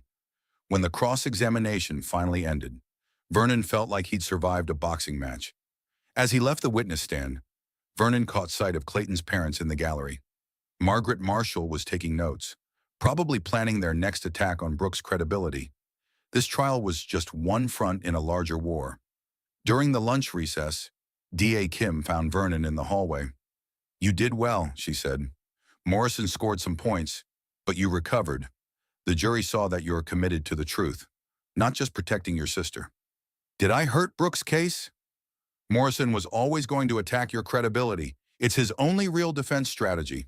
But the medical evidence is strong, and your testimony supported it. We'll see how the jury responds." That afternoon, Brooke took the stand. Vernon watched from the gallery as his sister recounted the progression of abuse in her marriage, the financial control, the isolation, and finally the violent attack that had nearly killed her and Hope. Morrison's cross-examination of Brooke was even more brutal than his questioning of Vernon. He suggested she was lying for financial gain, that postpartum depression had affected her judgment, that her accusations were motivated by a desire for revenge against a successful husband. But Brooke remained calm and consistent, never becoming defensive or emotional despite the aggressive questioning. When Morrison finished, she looked directly at the jury. "I know how this must look," she said quietly. "A wife accusing her wealthy husband, a woman with no money or power fighting against someone with every advantage. But I'm not here for revenge or money. I'm here because my daughter deserves to grow up in a world where violence has consequences, where the truth matters more than wealth or status." As the trial continued over the next 3 days, Vernon watched the jury's faces, trying to gauge their reaction. Some seemed sympathetic to Brooke. Others appeared skeptical. The case could go either way. On Friday afternoon, the jury began deliberations. Vernon, Brooke, and Gwen waited in a nearby conference room, tension filling the air like electricity before a storm. "Whatever happens," Brooke said, bouncing Hope gently, "we've told the truth. We've done everything we could." Vernon nodded, but privately he was terrified. If Clayton was acquitted, it would embolden him to continue his campaign against Brooke. And with his resources and connections, he might eventually succeed in taking Hope away. After 4 hours of deliberation, the jury returned with their verdict. Vernon held his breath as the foreman stood to speak. "On the charge of domestic violence, we find the defendant guilty." Vernon felt relief flood through him, but the foreman wasn't finished. "On the charge of aggravated assault, we find the defendant guilty. On the charge of endangering the welfare of a child, we find the defendant guilty." Guilty on all counts. Vernon looked across the courtroom and saw Clayton's face go white with shock and rage. For the first time since this began, the mask of civilized control completely slipped away, revealing the dangerous predator underneath. As the judge scheduled sentencing for the following week, Vernon realized that while they'd won this battle, the war was far from over. Men like Clayton didn't accept defeat gracefully, and his family had resources that could keep this fight going for years. But for now, justice had been served. Clayton would face prison time, and Hope would grow up knowing that her mother had been brave enough to fight for the truth. It was a beginning, not an ending, but sometimes a beginning was enough. The sentencing hearing was scheduled for the following Tuesday, but by Monday morning, Clayton's world had already begun to collapse in ways that went far beyond the criminal conviction. Vernon first learned about it when his phone rang at 6 a.m. It was Gwen, calling from her office where she'd been working through the night. "Have you seen the morning news?" she asked without preamble. "I just got up," Vernon replied, stumbling toward his coffee maker while trying to keep his voice down. Brooke and Hope were still sleeping in the guest room. "Turn on Channel 7. The story broke about 2 hours ago." Vernon grabbed the remote and found the local news channel. A well-groomed reporter was standing outside the gleaming headquarters of Marshall Industries, speaking earnestly into the camera. "The board of directors announced late last night that CEO Clayton Marshall has been terminated effective immediately following his conviction on domestic violence charges. The company's stock price has already dropped 12% in pre-market trading as investors react to the scandal." Vernon felt a grim satisfaction as he watched the story unfold. The reporter interviewed several business analysts who explained that Marshall Industries' reputation had been severely damaged by the highly publicized trial. Major clients were reportedly reconsidering their contracts, and the company's board had moved quickly to distance themselves from Clayton. "This is just the beginning," Gwen said over the phone. "I've been getting calls all morning from reporters wanting to interview Brooke. The story is going national." Vernon's satisfaction quickly turned to concern. Media attention could be a double-edged sword. It might help establish the truth about Clayton's abuse, but it could also expose Brooke and Hope to unwanted scrutiny and potential danger. What kind of interview requests? Everything from local news to national magazines, Gwen replied. There's apparently significant interest in the story of a wealthy CEO being held accountable for domestic violence. It's not something that happens very often. Vernon thought about the implications. Clayton had built his identity around being a successful businessman and community leader. Having that image destroyed publicly would be devastating to someone with his psychological profile. Gwen, I'm worried about how Clayton will react to this level of public humiliation. Men like him can become dangerous when they lose everything. I've already thought of that, Gwen said. I'm filing for an extension of the restraining order and requesting additional security measures. Clayton's facing prison time and complete social destruction that makes him unpredictable. After hanging up, Vernon made breakfast and waited for Brooke to wake up.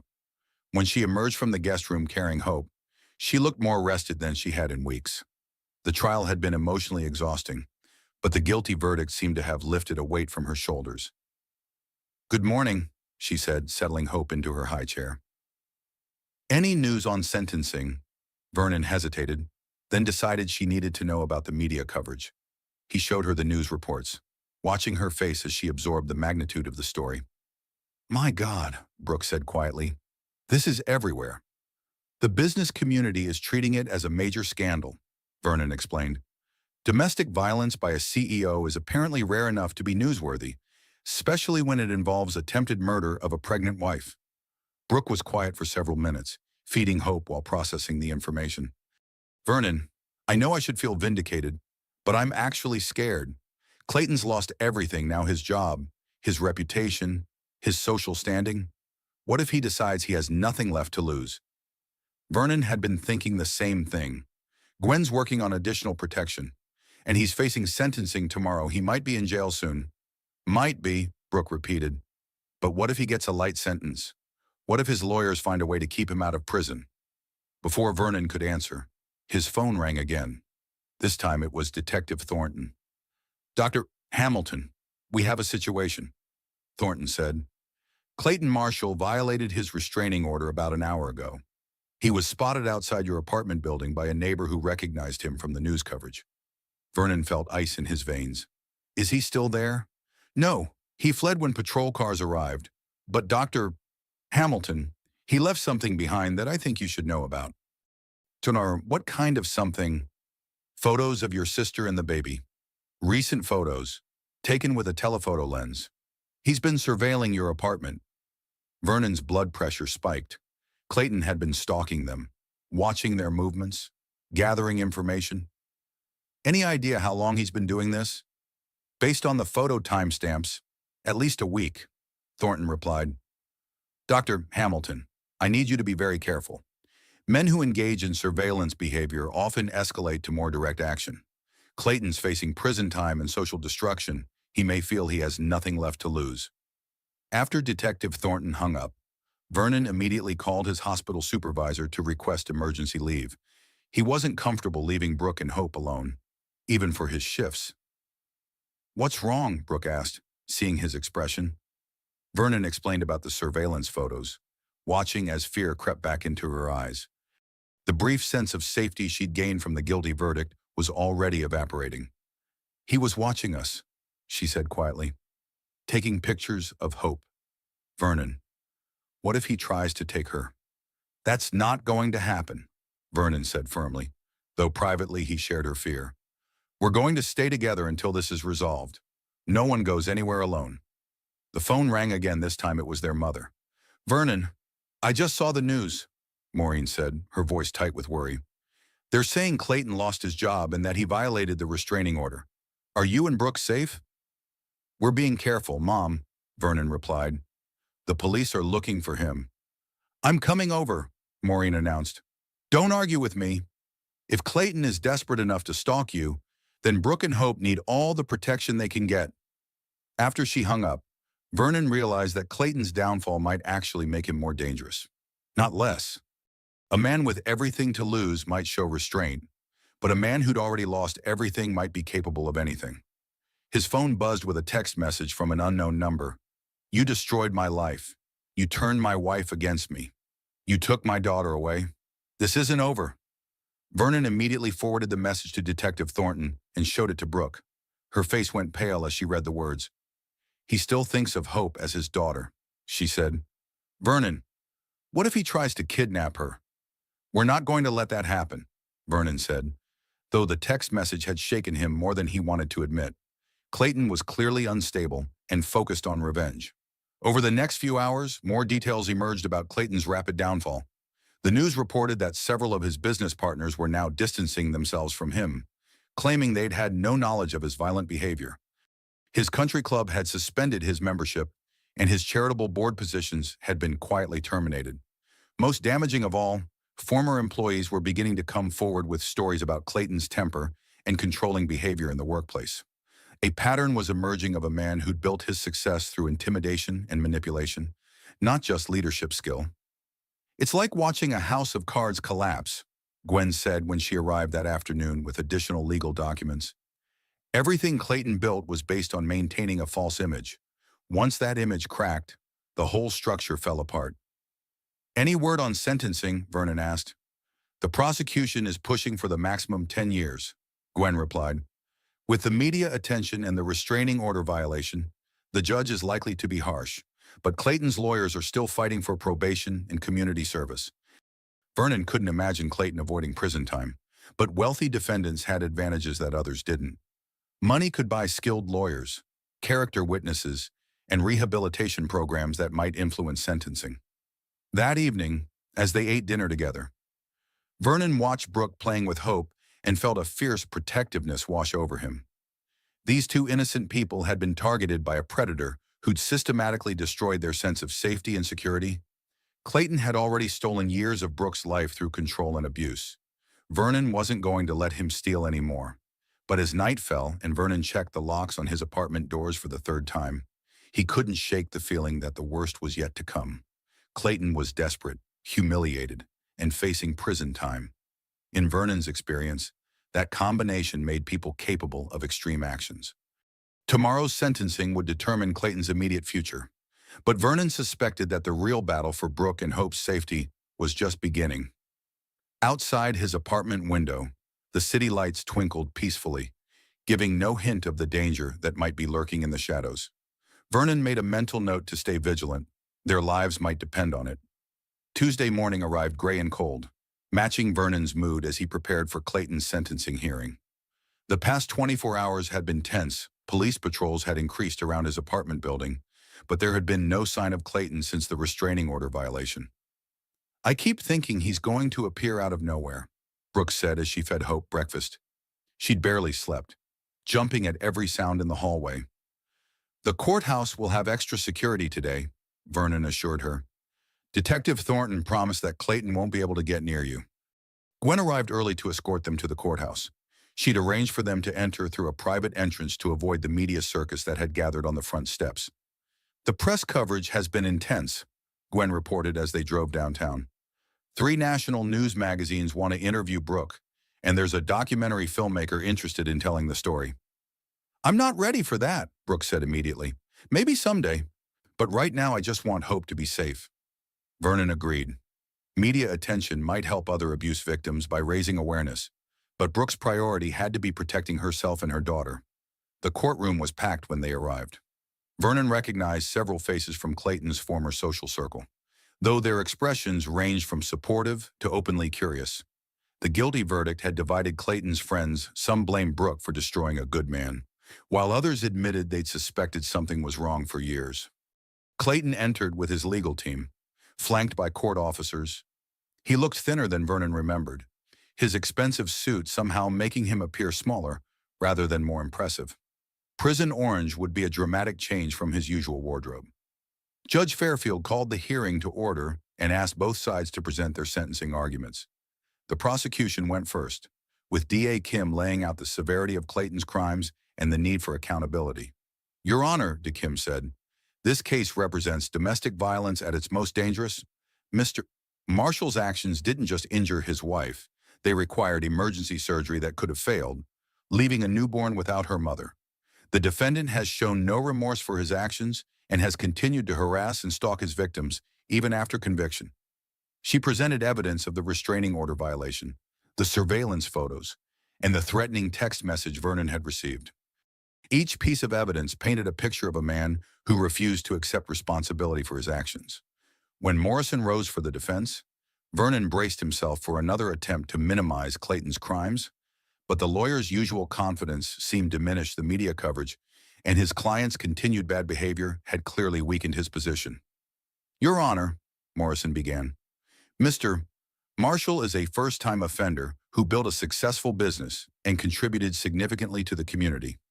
The stress of business pressures and impending fatherhood led to a moment of poor judgment that he deeply regrets." Vernon noticed that Morrison didn't claim Clayton was innocent, just that his crimes were aberrations rather than patterns. It was a subtle but significant shift in strategy. "Mr. Marshall has lost his career, his reputation, and his standing in the community," Morrison continued. "He's prepared to undergo counseling and anger management as part of his rehabilitation. Incarceration would serve no purpose other than revenge." Judge Fairfield listened to both arguments without expression, then asked if Clayton wanted to make a statement before sentencing. Vernon watched as his brother-in-law stood, wondering if he would finally show genuine remorse. "Your Honor," Clayton said, his voice carefully controlled, "I take full responsibility for my actions on the night in question. The stress I was under doesn't excuse what happened, and I deeply regret that my wife and daughter were hurt because of my poor judgment." Vernon noticed the careful phrasing Clayton admitted to poor judgment rather than deliberate violence, and he referred to Brooke and Hope as my wife and daughter, maintaining his claim to ownership even in his apology.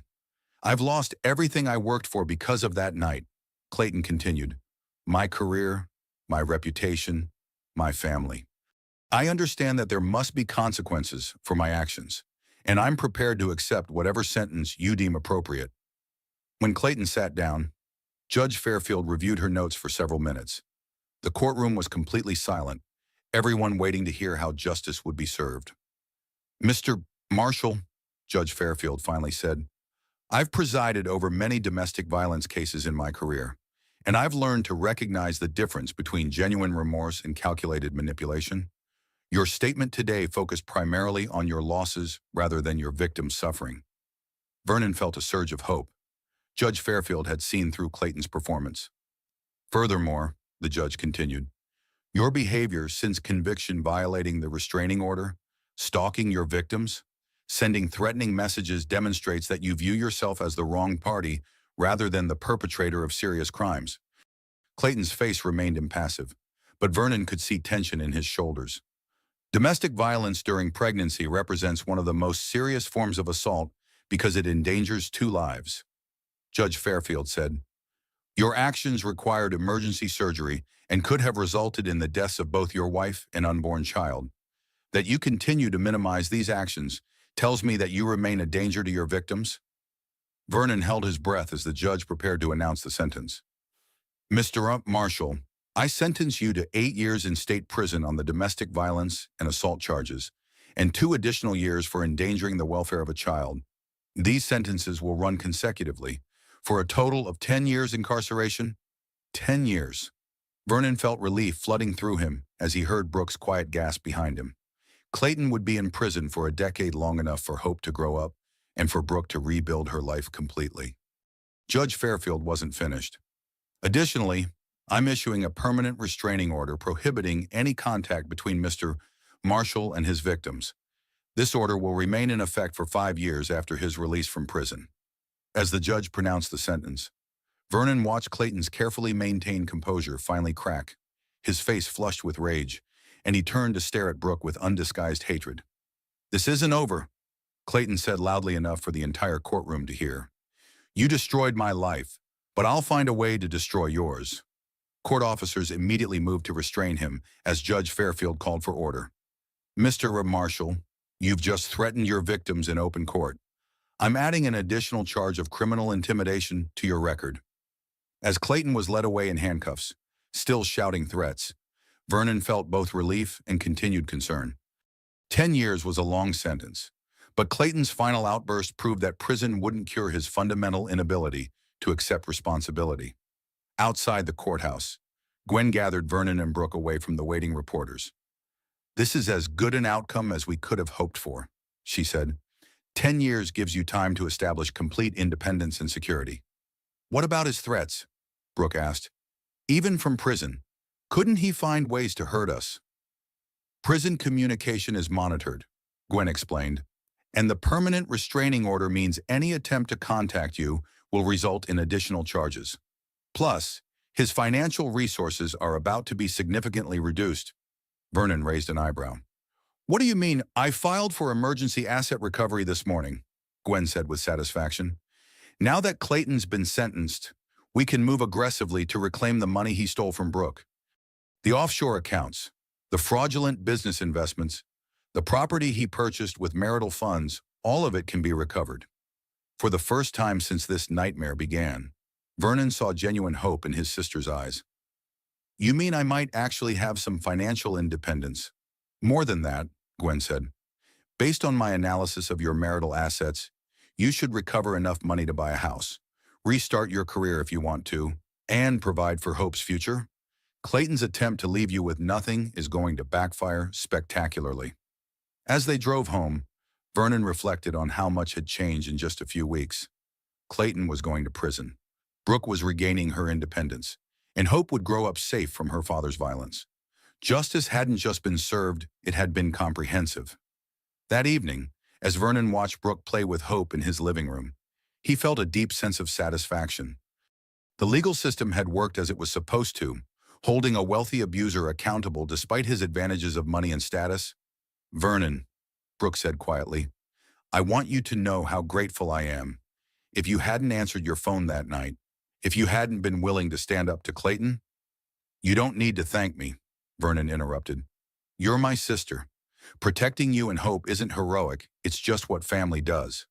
"But not every family would have done what you did," Brooke said. "Some people would have encouraged me to work things out privately, to avoid scandal, to think about Clayton's career and reputation." Vernon thought about Clayton's parents, who had indeed pressured Brooke to minimize the abuse to protect their son's image. Those people enable abusers by prioritizing appearances over safety. "I'm going to make sure Hope understands that love doesn't hurt," Brooke said, kissing her daughter's forehead. "And that speaking the truth is always the right choice, even when it's difficult." As Vernon watched his niece sleep peacefully in her mother's arms, he felt hope for their future. Clayton's reign of terror was over, and Brooke was finally free to become the person she was meant to be. The scars would take time to heal, but the worst was behind them. Justice had been served, and a new chapter was beginning. 6 months later, Vernon stood in the kitchen of Brooke's new house, watching his sister prepare breakfast for Hope, who was now chattering happily in her high chair. The small but comfortable home was in a quiet neighborhood about 20 minutes from downtown, with a fenced yard where Hope could play safely as she grew. "She's getting so big," Vernon said, marveling at how much his niece had changed. At 10 months old, Hope was pulling herself up to standing and showing the determined personality she'd inherited from her mother. "The pediatrician says she's advanced for her age," Brooke replied, cutting up small pieces of fruit for Hope's breakfast. "All that early stimulation in the NICU apparently helped her development," Vernon smiled, remembering those terrifying first weeks when Hope's survival had been uncertain. Now she was a healthy, curious baby who brought joy to everyone around her. The house around them reflected Brooke's growing confidence and independence. She'd chosen every piece of furniture herself, decorated the walls with photos of Hope and their family, and created a space that felt completely different from the sterile perfection of Clayton's penthouse. "Any regrets about not taking the bigger house?" Vernon asked. Gwen had recovered nearly $2 million in marital assets, enough for Brooke to buy a much larger home if she'd wanted. "None at all," Brooke said firmly. "This place is ours. Hope and I picked it out together, and we can afford the payments easily with what's left over after we set up her college fund. It's exactly what we need." Vernon was proud of how carefully Brooke had managed her recovered assets. She'd invested most of the money conservatively, ensuring long-term security for herself and Hope. The days of depending on anyone else for financial support were over. "Speaking of which," Brooke said, "I have some news. I had lunch with Sarah Chen yesterday, from the marketing firm downtown. The one who offered you a consulting position. That's the one. They want me to come on board as a full partner, specializing in crisis communications for businesses dealing with reputation management. Vernon raised an eyebrow. That's quite a career shift from your old marketing focus. Brooke laughed. Apparently, we're surviving a high-profile domestic violence case, and Media Circus makes me uniquely qualified to help other people navigate public relations disasters. Who knew my nightmare would become a professional asset? Are you going to take it? I think so, Brooke said, lifting Hope from her high chair. The hours are flexible, I can work mostly from home, and the money is excellent. Plus, it feels like I'd be using what happened to us for something positive. Vernon felt a surge of pride. 6 months ago, Brooke had been financially dependent and emotionally devastated. Now she was considering a prestigious business partnership that would utilize her intelligence and experience. What about daycare for Hope while you're working? Mom has volunteered to help, Brooke said. She's been amazing these past few months. I think she feels like she needs to make up for not seeing the abuse earlier. Shamam. Maureen had indeed been a constant source of support, visiting several times a week and providing the kind of practical help that new mothers desperately need. Vernon was grateful that their family had grown closer, rather than being torn apart by the crisis. Any word from Clayton? Vernon asked, though he already knew the answer. Prison mail was monitored, and Clayton hadn't attempted any contact since his final threats in the courtroom. Nothing direct, Brooks said, but Gwen heard through legal channels that he's not adjusting well to prison life. Apparently, wealthy businessmen don't have much status among other inmates. Vernon felt no sympathy for Clayton's difficulties.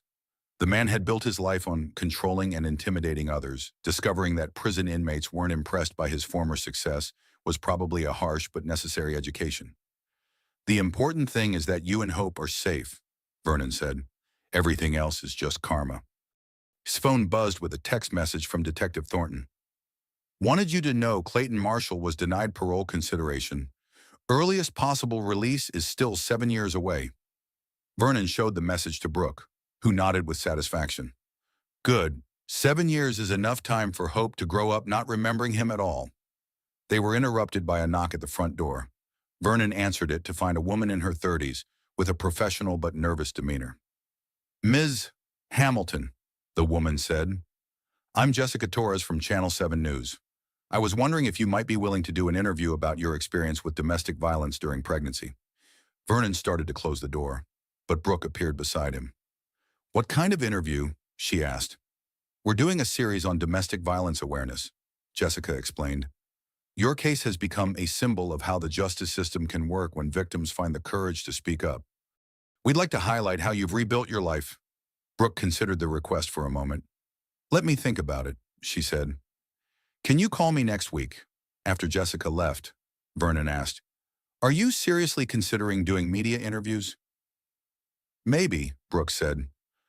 I've been getting calls from domestic violence support groups asking me to speak to other survivors. If telling my story helps even one woman recognize that she's being abused, it might be worth it.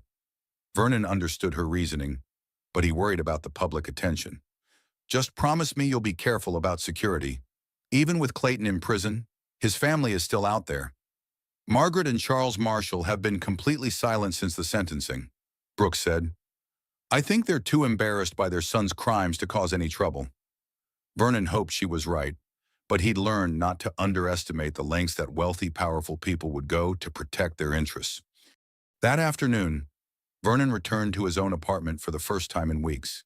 He'd been staying in Brooke's guest room most nights, reluctant to leave her and Hope alone, despite the round-the-clock security system she'd installed. His apartment felt strangely empty after months of baby sounds and family chaos. Vernon realized how much he'd enjoyed having Brooke and Hope in his life every day, and how quiet his world had become without them. His phone rang. It was Nurse Colleen from the hospital. Vernon, I know you're on leave, but we have a situation that could really use your expertise. What kind of situation? 25-year-old woman, 34 weeks pregnant, came in with injuries she claims are from a fall, Colleen explained. But the injury patterns look familiar, and she seems terrified when her boyfriend visits. Vernon felt his protective instincts activate. What do the attending physicians think? They're not sure. The injuries could be consistent with a fall, but her behavior suggests there's more to the story. She keeps asking if her medical records are confidential and whether anyone can access them without her permission. Vernon recognized the signs a pregnant woman testing whether she could trust medical staff with the truth about abuse. It was exactly the kind of case where his experience with Brooke's situation could make a difference. "I'll be there in 30 minutes, he said. As Vernon drove to the hospital, he reflected on how his experience with Clayton's abuse had changed his perspective on his work. He'd always been a skilled trauma surgeon, but now he understood the human dynamics behind the injuries in ways he never had before. At the hospital, Vernon found the patient, Maria Santos, sitting alone in her room while her boyfriend spoke with nurses at the station. She was young and pretty, with the kind of quiet fear in her eyes that Vernon now recognized immediately. "Ms. Santos, I'm Dr.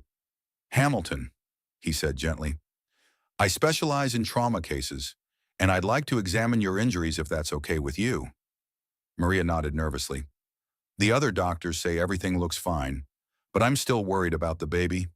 Vernon conducted a thorough examination, noting injury patterns that were inconsistent with a simple fall. "Ms. Santos, can you tell me exactly how you were injured?" Maria repeated the story about falling downstairs, but her voice lacked conviction. Vernon had heard enough coach stories to recognize one. "Ms. Santos," he said quietly, "I want you to know that anything you tell me is confidential. Medical records can't be shared without your permission, and there are protections for patients who are victims of domestic violence." Maria's carefully constructed composure cracked slightly. "Why are you asking me this?" Vernon made a decision that would have been unthinkable 6 months earlier. "Because my sister was 8 months pregnant when her husband attacked her. She nearly died, and so did her baby. If someone had asked her the right questions earlier, maybe we could have prevented that attack." Maria stared at him for a long moment, then began to cry. "He said if I ever told anyone, he'd make sure I never saw the baby again. He has a good job and family connections who would believe me over him." "I would," Vernon said simply. "And so would the police, the courts, and the domestic violence advocates who specialize in helping women like you." Over the next hour, Vernon helped Maria contact the same resources that had saved Brooke's life: Detective Thornton, Gwen Pierce's law firm, and the hospital's domestic violence coordinator. By the time her boyfriend realized something was wrong, Maria was under police protection and legal safeguards. Driving home that evening, Vernon realized that his experience with Brooke's case had given him a new mission. He couldn't save every victim of domestic violence, but he could use his medical expertise and personal knowledge to help identify and protect others. When he arrived at Brooke's house, he found her in the living room with Hope, reading together before bedtime.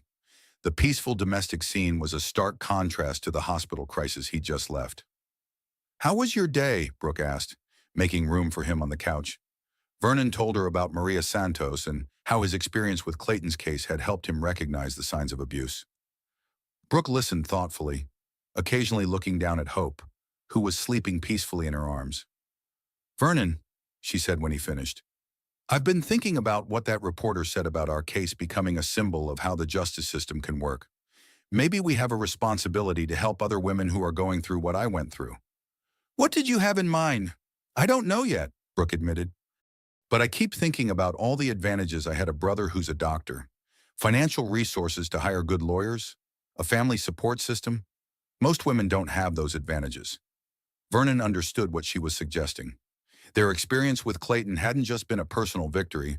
It was proof that domestic violence could be successfully prosecuted even when the abuser had significant social and economic power. "We could start a foundation," Vernon suggested. "Provide legal and medical support for domestic violence victims who don't have resources. Or create a training program for medical professionals," Brooke added. "Teach them how to recognize abuse patterns and connect victims with help." As they discussed possibilities, Vernon felt a sense of purpose that went beyond his work as a trauma surgeon. Clayton's abuse had been evil, but perhaps some good could come from it if they used their experience to help others. "Whatever we do," Brooke said, "I want Hope to understand that speaking the truth matters. Even when it's difficult, I want her to grow up knowing that her mother fought for justice and won." Vernon looked at his sleeping niece and felt a deep sense of hope for her future. Hope would grow up safe, loved, and surrounded by adults who understood that protecting children sometimes meant standing up to dangerous people. The scars from Clayton's abuse would always be there, but they no longer defined Brooke's life. She had reclaimed her independence, rebuilt her confidence, and created a secure future for herself and her daughter. Most importantly, she had learned that love doesn't hurt, and that protecting someone from consequences isn't really protecting them at all. It was a lesson that would guide her as a mother and as a survivor who had found the courage to speak her truth. Outside, the sun was setting over their quiet neighborhood, painting the sky in soft pastels that promised a peaceful night. Inside, a family that had survived the worst was building something beautiful from the pieces. Clayton was in prison where he belonged. Justice had been served, and new beginnings were possible. Sometimes that was enough. Sometimes it was everything. Epilogue. 1 year later, Vernon stood at the podium of the medical conference center, looking out at an audience of trauma surgeons, emergency physicians, and domestic violence advocates. The Hamilton Foundation's first annual training conference had drawn over 300 medical professionals who wanted to learn how to better identify and assist victims of domestic violence. "The truth is," Vernon said, concluding his presentation, "most of us in medicine receive very little training in recognizing abuse patterns. We're taught to treat injuries, not to understand the human dynamics that cause them. But when a pregnant woman arrives with injuries that could be accidental, we have an obligation to ask the right questions." In the audience, he could see Brooke holding Hope, now an active 18-month-old who charmed everyone she met. Brooke had become a powerful advocate for domestic violence victims, combining her business expertise with her personal experience to create support systems that actually worked. After the presentation, Vernon joined Brooke and Hope in the conference center cafe. Hope immediately reached for him, babbling what sounded like Uncle Vernon, though her pronunciation was still developing. "How do you think it went?" Vernon asked, settling Hope on his lap. "Better than we hoped," Brooke replied. "Dr. Chen told me that 5 hospitals have already committed to implementing our screening protocols, and the legal advocacy program has funding requests from 3 states. The Hamilton Foundation had grown beyond their initial vision, providing training, resources, and direct support to domestic violence victims across the region. What had started as a way to find meaning in their trauma had become a legitimate force for change. "Any word from the documentary producers?" Vernon asked. "They want to film our next board meeting," Brooke said. "The story of how we turned our worst experience into something positive apparently has national appeal." Vernon wasn't entirely comfortable with the media attention, but he understood its value. Every woman who saw their story and recognized her own situation was potentially a life saved. "Mama, up," Hope demanded, reaching for Brooke. At 18 months, she was already showing signs of the strong will that had helped her survive her difficult birth. As Vernon watched Brooke lift her daughter, he reflected on how much their lives had changed. Clayton was serving his sentence in a maximum security prison, his appeals having been denied at every level. His parents had moved to another state, apparently unable to face the social embarrassment of their son's crimes. Most importantly, Hope was growing up happy, healthy, and completely unaware that she'd once been in danger. She would never remember the fear or violence, only the love and security that surrounded her now. "Vernon," Brooke said quietly, "I want you to know that I finally understand what you meant that night when you said that love sometimes means standing up to someone, not just standing up for them." "What made you think of that?" "Watching Hope," Brooke replied. "I want her to grow up knowing that real love means protecting people from harm, even when it's difficult, even when it means confronting people we care about." Vernon nodded, understanding the deeper truth she was expressing. Their family had been tested by Clayton's abuse, but they'd emerged stronger because they'd chosen truth over convenience, safety over social harmony. As they gathered their things to leave, Vernon felt a deep sense of gratitude for the journey they'd traveled together. It had been painful, terrifying, and exhausting, but it had also proven that justice was possible, that families could heal, and that speaking the truth really did matter. Hope would grow up in a world where her mother was respected for her courage, where her uncle was known for his commitment to protecting the vulnerable, and where love meant safety rather than fear. It wasn't the ending any of them would have chosen, but it was perhaps the ending they all needed. Sometimes the price of silence was too high to pay, And sometimes finding your voice was the greatest gift you could give to the people you loved. As they walked toward their car, Hope babbling happily in her mother's arms, Vernon realized that they had indeed found their new beginning. And this time, they would never let anyone take it away.